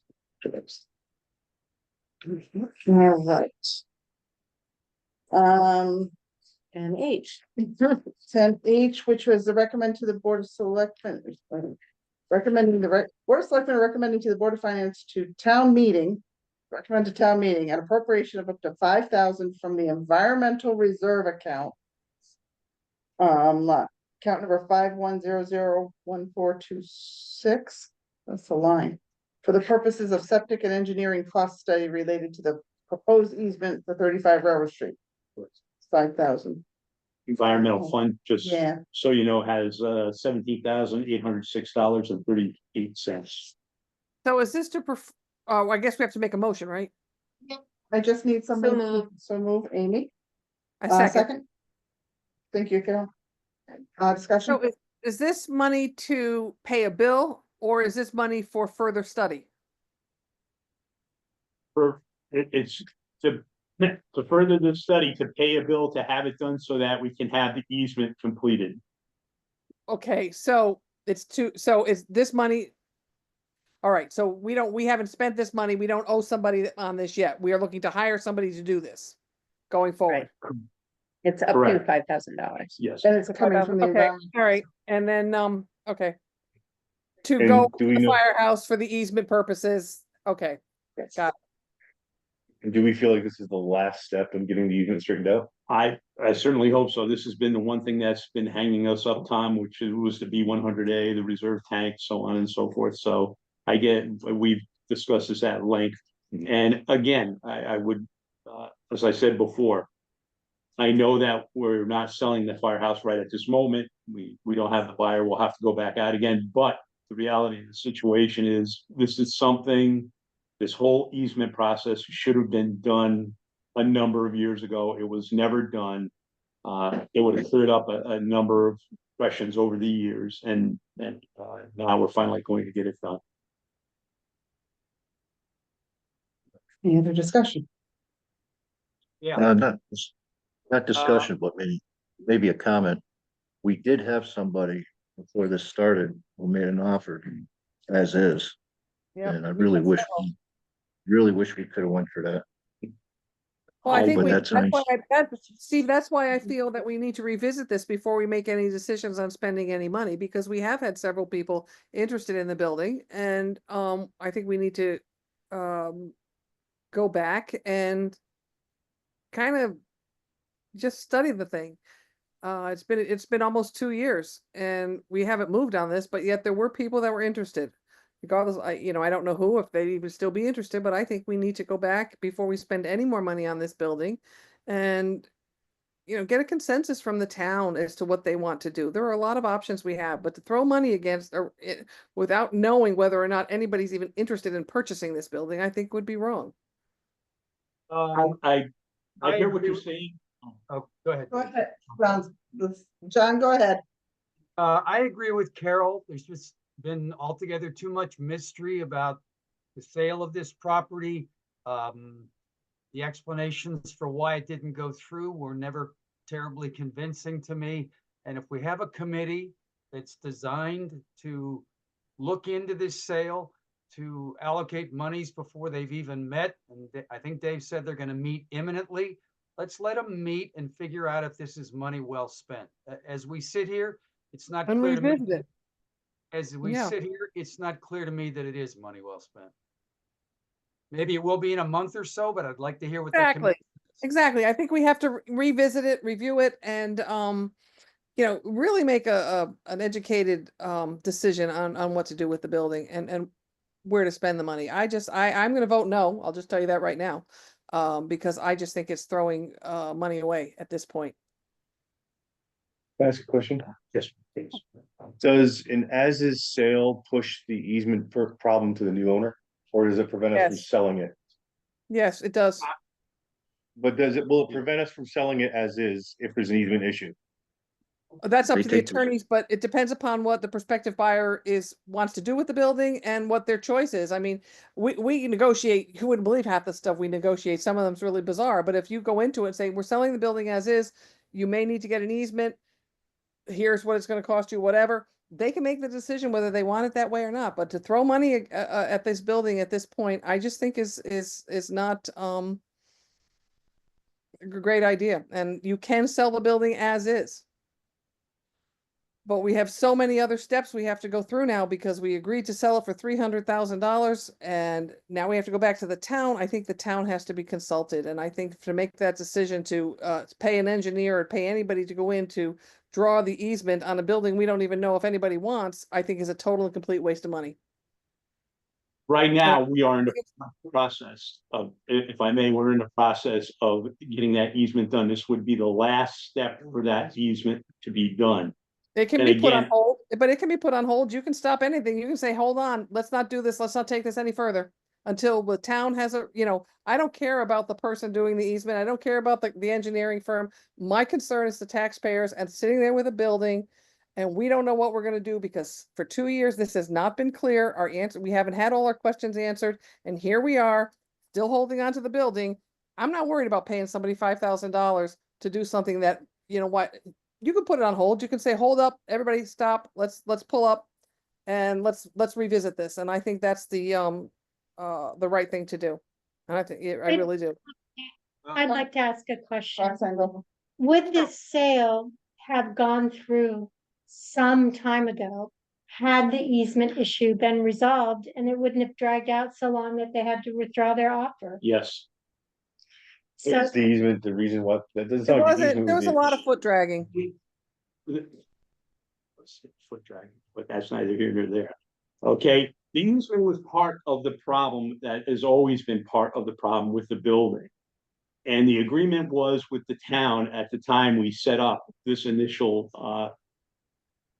deal, if you will, and excuse the word deal. You was don't that have a the deal town- because you had no contract. You have no deal. That deal doesn't Excuse me exist. for a minute. Excuse me for a minute, though. I said the initial deal, Carol, okay? It was decided that we would handle the easement. And that was part of the problem, was having that clear title, that clear easement. Now, what I'm asking, all right, is for us to finish this process because no matter who purchases this property from this point forward, they will need that easement. Now, we can push it off on them. I agree. But we've come this far. We only have one part missing, and that is the easement. And With no guarantee again, that you're gonna sell the building that anybody wants it. 35 Railroad Street Committee, and Greg, excuse me, for. can I ask a question? Yes. let Roxanne ask. By last step, do you mean you've done the survey work, you've done all the Correct. drawings, you've done all the legal language necessary to secure the easement? So you've paid already the legal fees, the survey fees, Haven't paid the legal fees because they have not been assessed yet, but we have paid, but they've money- done all the work. we've So done everything. everything has been done. So but this one is the step. last piece. So it's an And investment. we had a So- meeting last week from the 35 Railroad Street Committee where we came with this recommendation that we finish this final part. And I do understand those are sunk costs and completing the process could be put on the new owner, but I'm just, when you keep saying the last process, I wanted to know what the steps That's why were. I asked. All right. If I may, the chairman of the, and I hope you don't mind, Greg, the chairman of the 35 Railroad Street Committee. So, not, yes, so this is kind of like the last missing piece to put the easement. Now, don't forget. This building is also encroached on another property, which goes back to that, as I understand that, and we talked about that from day one as well. That will solve that. It will take a non-conforming lot in the village center and make it conforming. Yes. Which is very important in planning and zoning to have conforming lots. It allows, economic development with a conforming lot. Maybe it has a little more latitude of what can be done, what can't be done on that lot. So there's a lot of benefit that comes with this final step. It's exploratory to know, and honestly, yes, as Carol had said, Torn Canary Health should have an as-built, but they don't. They don't. And that's what we're stuck with. And, so we brought in all the players. We brought in Torn Canary Health, we brought in the engineer. We've talked to the septic installer from 2006, I think it was, so we've covered every base we could. Chris and I went through the basement down below town hall looking for an as-built. And we found probably everything else in the town. So it's just a piece. We gotta send a scope up to figure out where the septic is for the inn so that we can figure out the sign off from Torn Canary Health to finish the easement. So we're at the, Do you know who 12 the hour. engineer was that designed the septic system for the inn? it was, a year, what was the question? The engineer. engineer, who was the Who engineer? was the that engineer that submitted- designed the system for the inn? CRC or something, yeah, they're not CRC, in yeah. business anymore, but the engineers have all branched off into other engineering companies. So this money is gonna go into locating the septic tank for the inn? Not We located. need to have, yeah, Yeah. no, not the septic tank, the Yeah. field. So For the because end. we have a repair plan, but we don't have an as-built, easement. and Torn Canary Health will not sign off if there's not an as-built from there, because they're giving up property, they're giving up a big swath behind the firehouse. They give it. the They have to property. make sure they have enough reserve for a new system. Correct. Can I ask Greg And a they, question? since it's already been a repair, they can repair on top, but Torn Canary Health needs to know where the active field is at some one way. Uh-huh. Madam Chair, would you entertain a motion that basically says something to the effect of, and I can reword this, that we would spend this money to do this study, but any further investment would have to go to before the town? This is Well, going it's before going- the town. This is a. This is going before the town. $5,000? Yep, this is going to town meeting. Okay. Because it's coming out of the environmental fund. Because we're on the environmental fund, John, This is a question for Greg. Who would be the grantor of this easement? The inn. The Falls Village Inn, 33 Rural Street, Falls Village Okay, Inn. so the inn grants the easement, and the idea is if they grant the easement, Wait a minute, then- he's correcting himself. Hold on. I misspoke. The granting of the easement would be the owner of 35 Railroad Street. To Would, the inn? would give, So the inn could get their stuff. which is currently the inn, in exchange, the property, the inn, I'll just use the names, right, even though it's numbers. The inn will give a swath of property to the old firehouse to take away the encroachment, because right now the building is partially on the back walls on the inn property. It does away with that encroachment, and it also makes the lot conforming So to the, P and Z. so the grantor of the easement would be the new owner? Would be us. It would be us because we're still the owner. Town. you're the town for now. All right, so the So the idea easement is is you going- clear this up before we find a buyer. That is the The goal idea? of the. Yeah. Yes, And are you confident You're that, selling a conforming lot property. exactly. And as Greg said, Yep. that makes it more valuable. Yeah. Marketable. and are you confident that you have the cooperation of the inn? All the i's have been dotted and all of that? Everybody's on board? I don't know whether that's the Yes. case or not, because I know they were very pro who was purchasing the building, so that's where a lot of the positive nature of this wholesale came into play. And I think that plays a role in the whole thing, because she has no guarantee as to who's gonna be purchasing the building. The inn doesn't, so I'm not speaking for her, but I just know that that's was part of the whole cooperation piece there. So John's question to Greg is, is the 33, the inn, fully on board with? We As don't far as know we that. know. As far as we know, yes, there's been discussions, there's been communication all along. Listen, I can't answer that somebody's gonna sign something and that's not me signing it, right? So So are as, we, as far as I know, at this moment, everybody's being very cooperative and has the same end goal in mind. I think it's the best chance we have right now in front of us to rectify the situation. What is So- that term called, the question? yeah, Okay. yeah.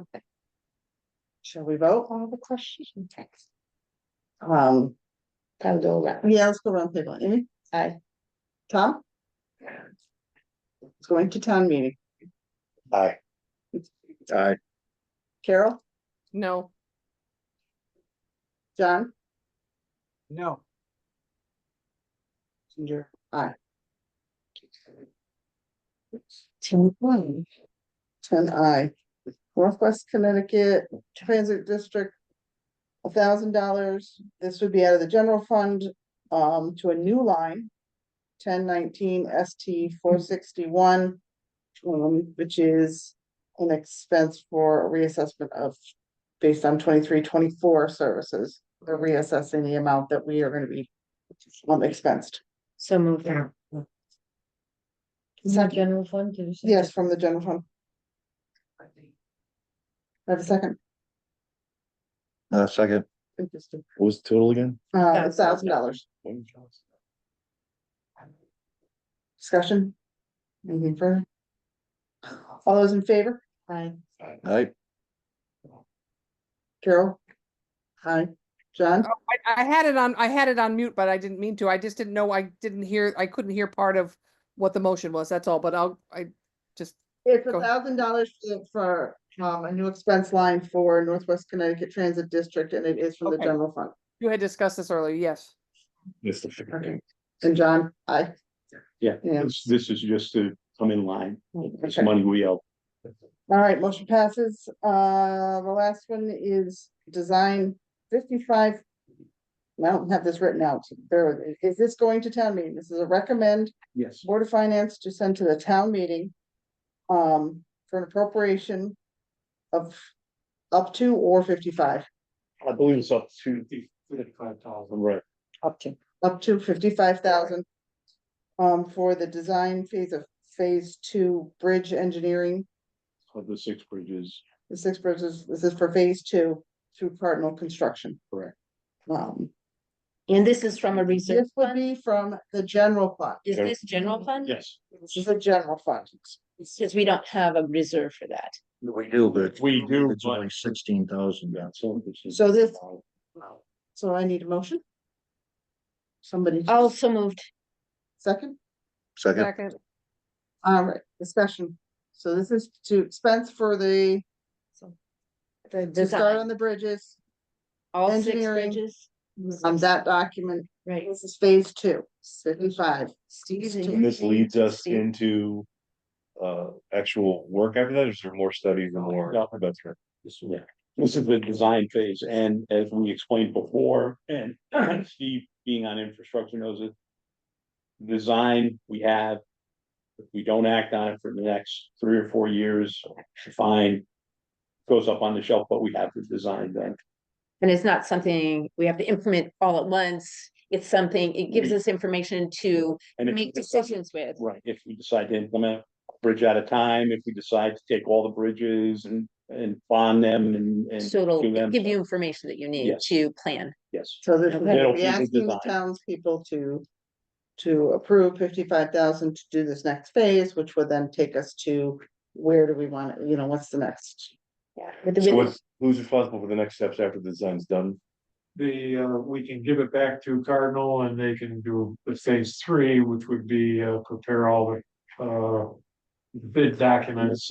So, And then who's responsible for deciding whether we tackle all 6 or we do 2 at a time or 1 at a time? Is it- then we'll bring that to town meeting, because that'll be a question of funding. Can we do 1, 2, 3 bridges? Can we put this somehow into our? And it would come to Yeah. us first. Right. And is it something It would that's, be a real detailed. we're anticipating this to be not something in this fiscal year? This is not, this would, the next phase would not be this fiscal year? Oh, no. Yeah, just making sure. So This- that's a good question. This also gives us an idea of maybe some of the stuff we could do Sure. with our, With our current. staff. yeah. Any other questions? All those in favor? Uh, Aye. Right? Aye. So. What's going to town meeting is some steep grants and the bridges. Design. and bridge design. Sounds like separately. Yeah. That doesn't have to go to, yes, Okay. great, and then this. Okay, oh, wow. If that was on the 18th, you're doing the town meeting? Yes, Okay, thank you. What time? probably 6 PM. here in person. And the 18th, February 18th. Yes, That's a what day? that Tuesday. would be a Tuesday. Okay. Any other business? Motion. Public comment? This one. If we had those bridges things done. We could have applied the whole million for that. So if we Right. get those done, the next steep grant, We can get. bridges is a priority. Or Hopefully we it will be next can- year. it will be the next trip's grant. LoSiP, Lawson, yeah. There's a number of things, but. we have to need have- all of those. We have to have something. We have have to to have have the a PSC, document we that's have, laid a document, which we would never have gotten on time for the steep grant. Any other public comment? Interesting, a motion to adjourn? So moved. Second. All in favor? Bye. Aye. It's a good work done. We got- It was a doozy. Yes.